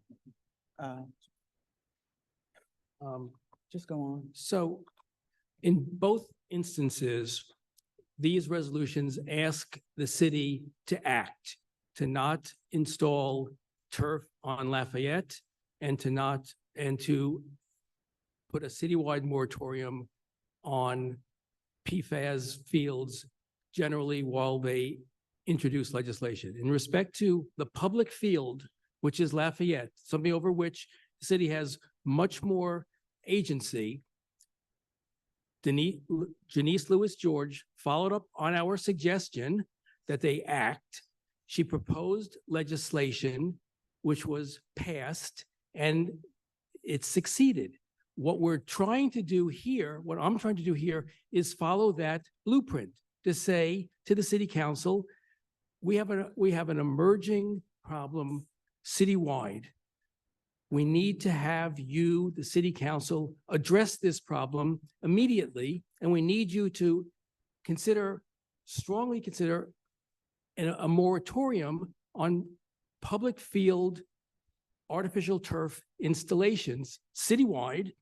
And we ask private field operators to please refrain from putting in PFAS. We don't have the authority. This is Bruce and I can disagree. We do not have the authority to mandate a private operator install grass instead of turf. We do not have that legal authority to do that. You have to be quiet. You have to be quiet. We do not have that legal authority to do that. We have the authority to enforce the language of the MOU, but to my read of it and to all the parties who participated in it and to the BZA's reading of it, it is a turf field paragraph. It says best practices in the installation of turf. That's what our authority is, which is why I say if there becomes tomorrow before the Murray field is laid, a better product than they intend to install, we have authority to go under the MOU back to Murray and say, hey, look, there's a better product than you intend to install. And Point of order. we think we want to Chair, point of impose order. on Yeah. you That's that obligation. half a minute over 2 minutes. Yeah. Okay. And I That's was it. going So to ask Commissioner public, private, Nash. and following the same blueprint. Hi. Couple questions, couple comments. Tip it up and. Couple questions, couple comments. First thing is that there is no PFAS-free artificial turf. That's just fact, the way it's manufactured. We're not going to find that quote, best practice PFAS-free artificial turf. Number two. Can I just stop you 1 second? Yeah. Because it's a false assumption that best practices imposes a PFAS-free field. What it does is it says, look Point at of order. this. I'm look at the just talking state- about look at health. the state, Chair, point of look order. at the state of the Okay. industry and pick the very best one available. That's what it Okay. requires. Okay, I understand. Commissioner Lynch, what was your point? We're over time and I think we should I- just I hear from people. understand what you're saying. Our response is it's going to have carcinogens and going to be dangerous. The other thing that is a little disturbing, being a next door neighbor 8 feet away from this, is the fact that you're concentrating on St. John's, which is the same size in terms of artificial turf, but you don't have houses 8 feet away that are going to be breathing this and smelling it and whatever, ingesting it. And I think that there's an insensitivity to the proximity of the neighbors, your constituencies, to the harm that this can cause us. The other thing I think that's really important is the fact that we said that ECC was going to open through all this. ECC was supposed to open in 22, 23, 24, 25, no word. So I think that equation is getting people a little unglued because what's really going on there? And then I think finally there's something really important. And this was in the BZA order, that Murray would open it to the public. And with that, they got a reduction in the amount, they got the option for reduction in the amount of stormwater management. That is on the civil drawing, civil 0300, where it clearly states that. They also say they're going to open it to the ECC, which would have public funds, and to public school children. And so why wouldn't we be interested in it as a public grounds? It just doesn't add up to me. But I think what's really important is that we are going to suffer the consequences of having this material by us. We've done enormous research. We weren't here to screw artificial turf. We studied it. We've talked to people. Bruce has had town halls. There's a knowledge base there. And I think it's really important to understand the threat that it is on the lives, particularly children who will be ingesting it early in life. We're lucky, we're old. We didn't start ingesting stuff like that. We didn't suck on plastic toys when we were 2. We had wooden toys. The fact of the matter is, it's really critical for this body to understand the impact. Please. Trying to limit it 1 minute per speaker. Okay. Okay, you're over 3 minutes. Thank you. Okay. Next speaker. From now on,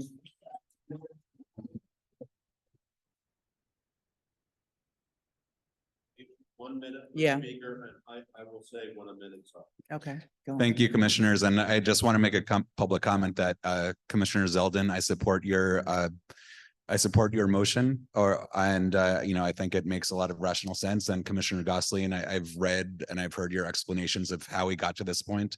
And I think that makes a lot of sense too. What I've observed in online discussions and discussions at this meeting, that there are a vocal amount of very passionate people that think they care a lot. I think they represent themselves as representing the entire community. I've even heard that here tonight, as people have so rudely shouted over commissioners and neighbors. I've heard people say, as you presented, no one wants that. No one wants to hear you. They speak as if they represent everybody. They don't. I look around the room. I don't see people that I know, that I go to school, that my kids go to school with. My kids go to school, my young kids play on grass fields and turf fields all over this city, all over this region. I don't see people in this room that represent them. You don't represent everyone. You're vocal and you're passionate. And so is Commissioner Sherman, and he has a lot of smart ideas, and that's great. And I also have to say, the idea of best practices, that just doesn't make any sense to me. It just doesn't make any sense to think that, we all knew, everyone knew before a set of town halls that dirt and grass is better than artificial materials. Yeah, that's true. That's true. We did need a set of, the town halls are useful, but we knew that. It's like saying candlelight, it has less pollutants and less waste than a street lamp. So we should ban that. That's not what it says at all. And I think you're off there, Commissioner Sherman, and I agree with Commissioner Zeldin. Thank you. Thank you. Hi. All right, all right. Next. Hey.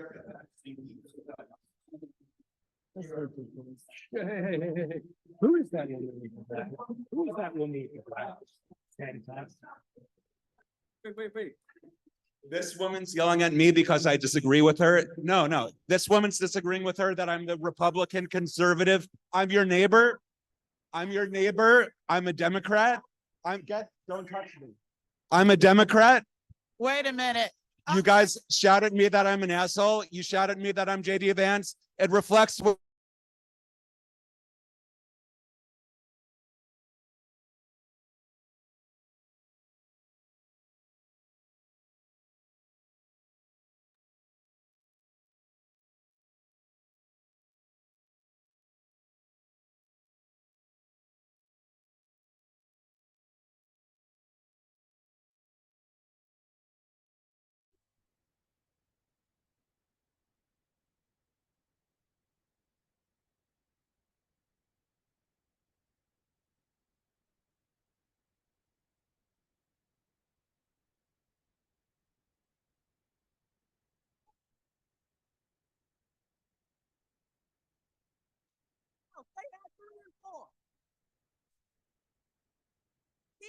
Listen, sir, nobody left after their minute.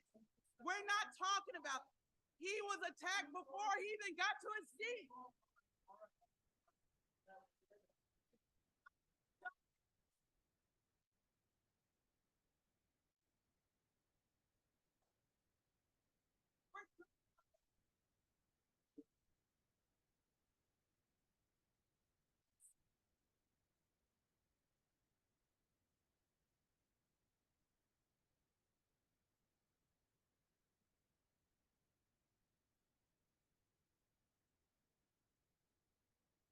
Thank you. My name's Cleo Bowen Wiggins. I live across the street from Lafayette Park. I went to Alice Steele. I'm a rising ninth grader at the School Without Walls. And I have heard a lot of talk about kids and artificial turf. And I mean, as the only kid I really see in this room, I'm kind of here to represent us. And I would like to say we are begging you, don't make us grow up with artificial turf. We have years to go and we are stuck with the mess. And thank you all for your work on Lafayette Park. That was amazing. And we're asking you to continue this, please. We're begging. Thank you.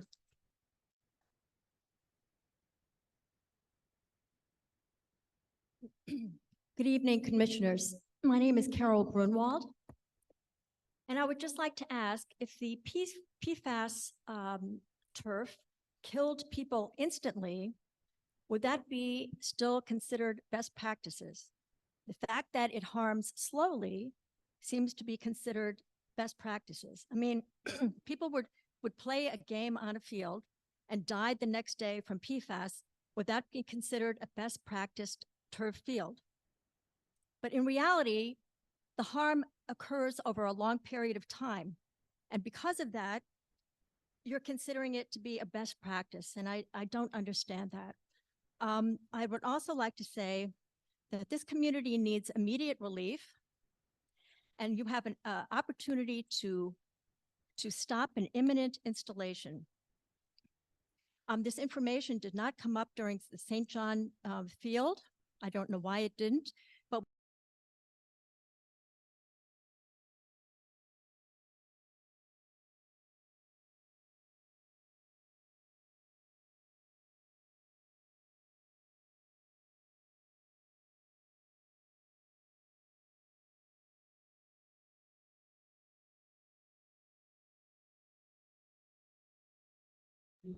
Can I? Please do. I mean, but the problem we have here is one that we were asked to have in-person meetings. This building, we don't run. We are already in trouble. So go ahead. I bet Bruce, when John Higgins invited me to serve on a committee to negotiate what eventually became Hamilton. Step a little closer. We proposed three things. We proposed field grass. We proposed one field instead of two. And we proposed less leaf. At the PCA, we produced evidence that PFAS is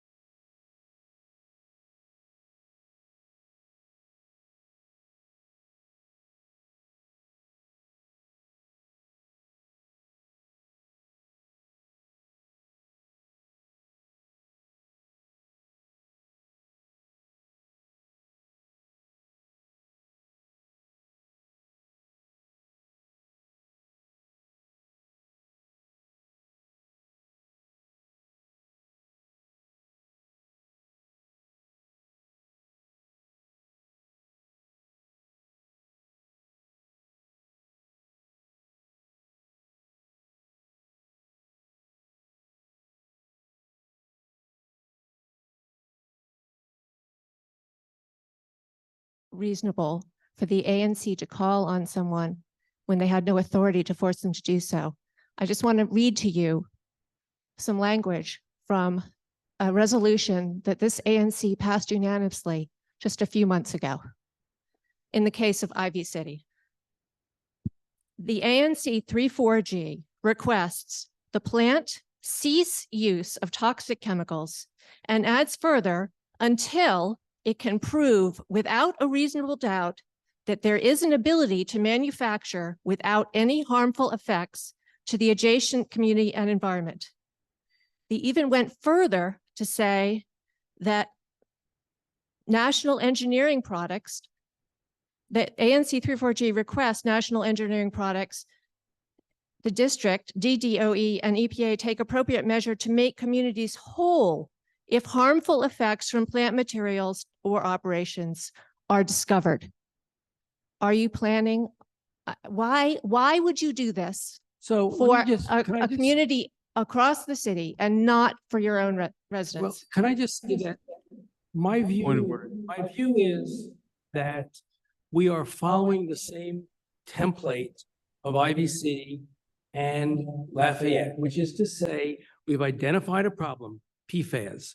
We have asked the city to impose a citywide moratorium on the installation of PFAS. If they think they have the authority, the legislative authority to make a moratorium that applies to public and private places, none of us on this commission would oppose that. We'd probably all support it, but we don't think we have, it's a legal matter. We don't think we have the authority under the MOU to require something which has been negotiated between parties in good faith and affirmed by the BCA.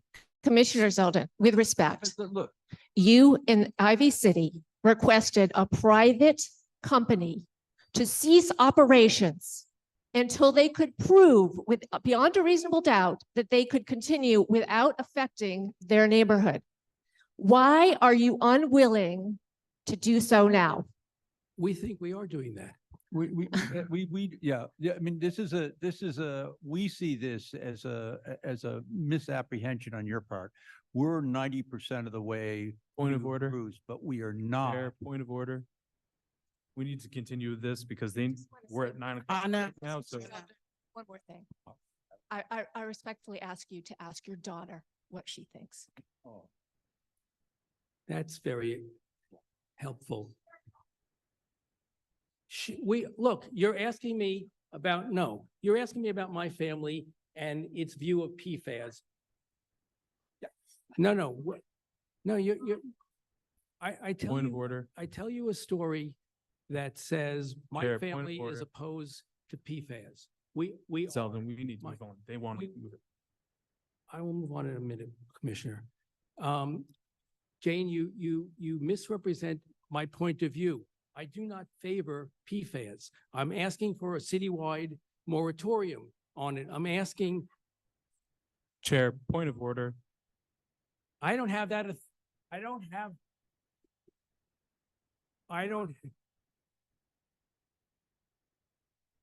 We don't have that authority.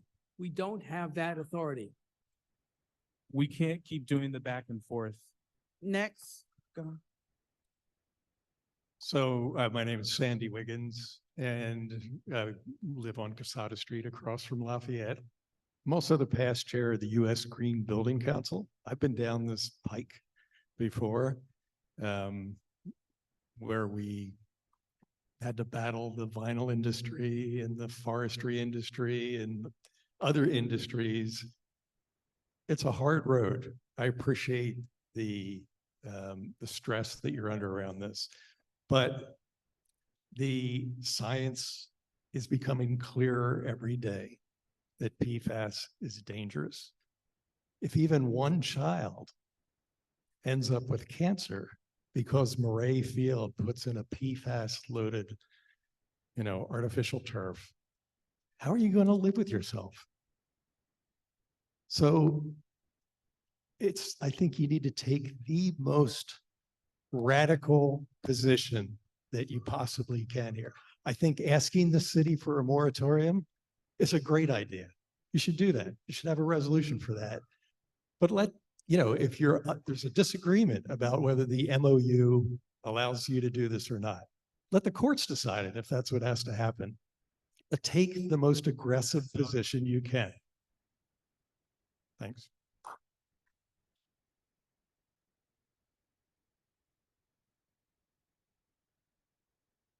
No, I'll get.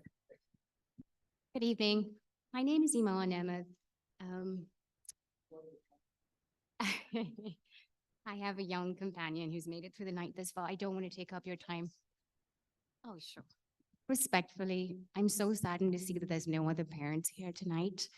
I think when this issue first came up and when no one cared because it was a question of it being Murray, and the impression was we had no voice as a community.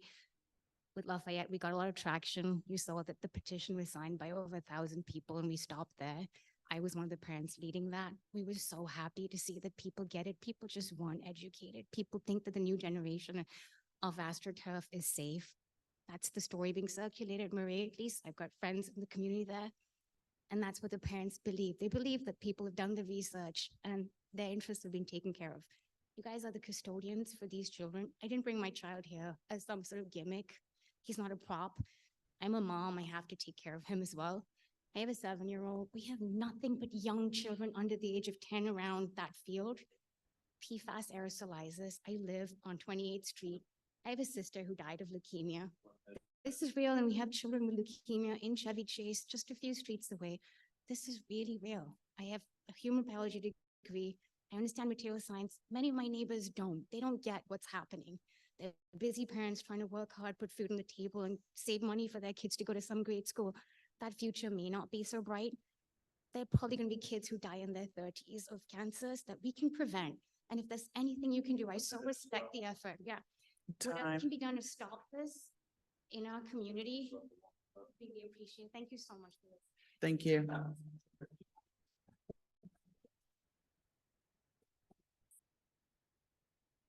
Hi, my understanding is that Murray wants to put in this artificial turf field in October. I like the idea of a citywide moratorium, but I think it's highly unlikely that will happen anytime soon. You've already seen the pushback that the city gave you about Lafayette. And that was able to succeed because it was one school where it hasn't been done yet, and Janice Lewis George championed it. I don't see any way that this council is going to declare a moratorium in time to stop what is happening at Murray. And this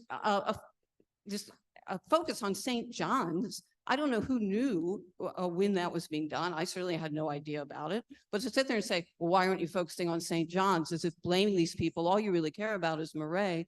Well, look, St. John's is not going to tear up its field. You've got a month to go before football practice. Nothing's going to happen anytime soon. I wish St. John's didn't do it. But what we can stop right now is at least Murray. And I think you all really need to have some sensitivity to the people that are living so close to this, whose homes are being damaged, who are living with vibrations and noise. And now this whole PFAS things, which affects both them and all of us. We can stop it at Murray now. Let's at least try it. Maybe your interpretation is right. Let's not give up. You miss all the shots you don't take, as Caitlin Clark would tell you. Thank you.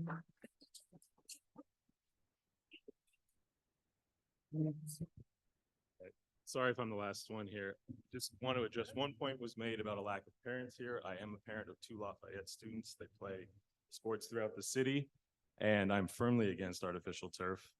I also think we're losing sight of the fact that there are multiple dangers associated with it. I know I've heard from all of you that you do not support it, but I think it's worth reiterating. It's not just PFAS, it's also microplastics. It's also the heat island effect. It's also, you can look at the CDC's website and see that there's measurable amounts of lead in these products. So that's just some of the things that I think are bad issues.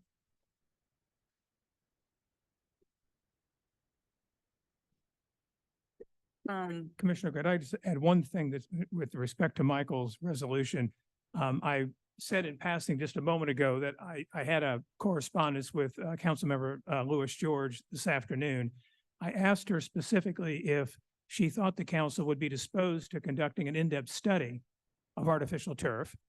And to that, she said that she thought it might be, and that she would have to confer with Chairman Mendelson to see how they could do that without adding to the budget.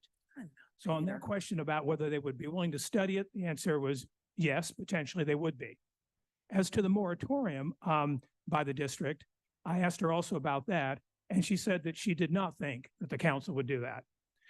And in part because she noted that many of her colleagues on the council were requesting turf fields in their own wards, and therefore they would not be disposed towards implementing a moratorium. So if the notion is that a moratorium would need to be put in place by the city in the first instance, that would then link to action by private parties or to hinge their activities on that moratorium, it's not going to happen. Looks like to me. So Bruce, let me say this. What I would suggest is, and you know, I tried for us to get together, but I was in the mountains of North Carolina last week while I was trying to craft this stuff. What I'm proposing is we defer the vote on each of our resolutions, and that you and I sit down to see whether we can craft a resolution that will garner unanimity on the commission. Otherwise, we can vote on both of them. I think I know how the vote will come out. And what I'm trying to say is, let's try to figure this out collectively, because I think we are both in agreement. We don't want PFAS fields. We want them to be grass. We prefer a solution that involves city council passing legislation on it. I feel that we're somehow hamstrung by the MOU and the BZA order. You think less so. So let's see if we can figure out whether there's language there that we can come up with that says, hey, how about this? Just by the way, I want to interject here that we have been asking you, Bruce, to do that for 6 weeks. We have been telling you, I have been saying rather clearly how far I can go and how far I can't go. And it's not simply that we've just up and disagreed. It's that we have not been able to get you to give us any really response. So what we've done is try to get as close to you as we can, notwithstanding this audience's view that we're for PFAS, we're for microplastics, we're for toxic waste dumps as athletic fields. We have gone a long distance towards you, and we have a resolution that I think will command a majority if we vote tonight. Now, if you and Michael think you could work something out, I'm fine with that. But let it just not be lost on this audience that we have tried to talk. We've tried to say where we could go and where we couldn't. And I don't think you have given a hoot. I mean, and if Commissioner Gosselin, can I just say that, frankly, at this point, I don't need a lecture from you. I'm perfectly happy, Commissioner Zeldin, to sit down and work with you to see if we can come up with language that we can all agree to. Let me just conclude by thanking both Commissioner Gosselin and Commissioner Zeldin, Commissioner Nash, Commissioner Sherman, Ferguson, Lynch for the efforts that the ANC did take to try to come to a resolution. I want to reiterate what the last two commissioners said, including Commissioner Sherman. This was not something that we took lightly.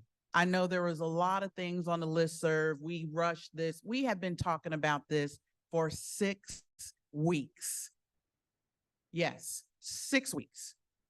I've asked for personal phone calls, never got them. We have done what we could do to try to get this to a unanimous resolution. And the only way that we're going to get there is to talk and work with each other. We can do it. And I know we can do it. There is no way that we should bring anything to this community other than a 7-0 vote. That's how strongly we all feel about this. There's slight things that we need to work out. And I told you that I redlined your resolution. There is only probably 1 or 2 things in this resolution that I disagree with. And one of them is being citywide. I'm ready to eat that. I'm ready to eat that because I want to give you guys a 7-0 vote on this. That's what we deserve. This community is too polarized without even knowing the background story. And in terms, and the last thing I'm going to leave you guys with, Chevy Chase Voice put out an email. And in an email, it said, Lisa Gore is only given 20 minutes on the agenda and she's going to cut off the mic for it. You guys read the email. I called for, and I asked this commission, and you guys correct me if I'm wrong. Been on this commission for 4 years. I know how it works with these type of meetings. I called for a special meeting. I said, we have 4 resolutions pending before this community. How in the world do we expect to take 4 resolutions into a community meeting? The lady for the, that is to close down this office or this center has already stepped through the door. I know she's upset. She should be. How could we take that to the community and try to get it through with everything that we had on the agenda? And you all heard from State Board of Education Rep Frazier. Look at what we got going on in schools. Look what we got going on with homelessness in this community. There's a lot for us to discuss and get through. We could not even get as a commission an agreement for a special meeting. So you need to go back to all your commissioners and ask them to cooperate. Point of clarification. Are we not going to vote on either resolution? I'm gonna get to that. But you gotta press all of your commissioners to cooperate. Because when we send up 3-4 resolutions to the city, they don't listen. They're not listening because they see that the commission is divided. They're looking to us for answers. And if they see that we are so divided as a 3-4 vote, okay? So I would recommend, and I know we can get this to a 7-0 vote, that we go back. I am trying to get on the road tomorrow. I am willing to hold a special meeting virtually. I would hope that other commissioners are due and that we have a quorum to have a virtual special meeting and that we get this to where we can give something that the community is proud of. So I would ask that we don't vote on this tonight and that we all agree to let Commissioner Zeldin and Commissioner Sherman go back, work these particulars out. And when we see things floating through the commission email where they are asking for input, we give it to them. And we get this resolution to where we can present it before the community. Point of clarification. Do we still abide by Commissioner Gosselin's commissioner respect letter that was passed by this ANC in the previous term? We guide by a resolution until it is taken off the table. That resolution is still valid. Well, I'm sorry, why, could I just ask, since I was the author, that why are you asking?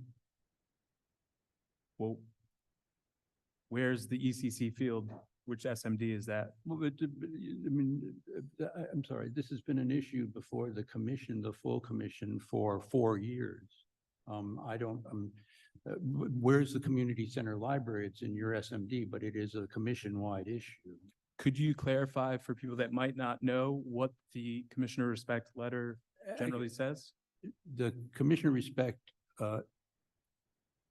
resolution I introduced in 2021 died at the beginning of this. We did not pass it again at the beginning of this term. I believe Chair Gore just said, unless it's taken off, it's still active. Is that right, Chair Gore? Yes, it is. So Commissioner Gosselin, could you explain what that commissioner respect piece is all about? It says that for issues that are SMD only, single SMD, it requires that the commissioner for that SMD be deferred to or be lead for the, I mean, I can't remember this. To lead. To lead, yeah. But I mean, clearly it also says, if I remember it correctly from almost 4 years ago, it also says that it recognizes that there are community-wide issues. And so I think this is an example of a community-wide issue. Indeed, it's an example of a city-wide issue. So I'm not sure if the implication is that the rest of the commission should defer to Commissioner Sherman. Whether you interpret my resolution of 4 years ago as saying that or not, I don't agree with that interpretation. Is what you're suggesting, Peter, that you want to vote? You want to vote on these resolutions? I'll leave it to the two commissioners that brought the resolutions. Well, look, you're asking about disrespecting the lead on on a citywide or ANC-wide thing. That seems to imply that you want to vote because Bruce has a resolution on the floor and I have a resolution on the floor. I'm happy to do that. I know what the outcome is likely to be, and it's not going to be satisfactory to this community. So what I'm proposing is that we try to come up with something that is more satisfactory to everyone. But if you insist on a vote, I'll call for a vote, and I know how I'm pretty sure I know how it'll turn out. I just said I'd leave it up to the two commissioners that have the resolutions. I didn't say anything else. Okay, and the two commissioners have spoken, both agreed that they will work together for one resolution. And I think these commissioners absolutely respect the fact that this is in Commissioner Sherman's district. I think that is something that's been gravely misrepresented. Now that I think we have everybody on the same table, this will be a resolution that, you know, Commissioner Sherman can put forward and that it passes. That's what we want. Yeah. Real quick. No, they can't hear you if you don't come down here. And turn it and pull it down so it can't. So these two commissioners put their heads together, you all get together. I like that a lot. My question is, what's the time frame? What's your backstop for getting to that place where there is more unanimous agreement? Are you setting for yourselves, you know, hey, ideally you could get it done tomorrow before you leave for vacation? That's a good question. Great. I would leave it up to the commissioners, but I would think we need to get this special meeting real soon. We recess in August, and just to let everyone know, we have to have a 7-day notice to the community. So that's why it's so important to get it done real quick, because we got to give you 7 days, have the resolution up so that you all could see everything. So, yeah. Commissioner Zeldin also posted on the listserv that Commissioner Sherman's resolution would never pass. So a lot of the reason you're seeing the angst in the community is because we do feel like we are being silenced and we don't have a fair and balanced conversation, right? This is not about the Murray Field. It is a done deal. It is being built. The trees are gone. The land is denuded. It is being built. But this is about still protecting the neighborhood from artificial turf in our own backyards, right? So the fact that somebody says that does not present fair and balanced. And I'd love to hear how you're going to help make sure that what does come out of this conversation is fair and balanced for us. Well, he's your rep. I mean, he's going to make sure that happens. Commissioner Zeldin is going to work. But let me just say something on the listserv. A lot of times we're still working behind the scenes. We're still trying to come to consensus on something. You've never heard me talk about the backdrop of what's been happening in the ANC, because I'm still hoping and praying that we get to a 7-0 resolution before we come back to you guys. So and I understand that's very tough. And I encourage you, please pick up the phone and call your commissioners. I had several people call me within my district, outside of my district, to say, Lisa, what is going on? So I just encourage you to do that. And we got to vote for the QFR. So thank you all. We got to do one really, really quick business item. Commissioner Ferguson, are you still online? Okay, commissioners, can we vote to pass the third quarter fiscal year 24 financial report? Did you guys all review that? We got to get that passed so we can get funded. Agreed. Okay. Second, agreed. So I move that we pass that. Is there a second? Second. All in favor? Okay, thank you. 600. A meeting is adjourned.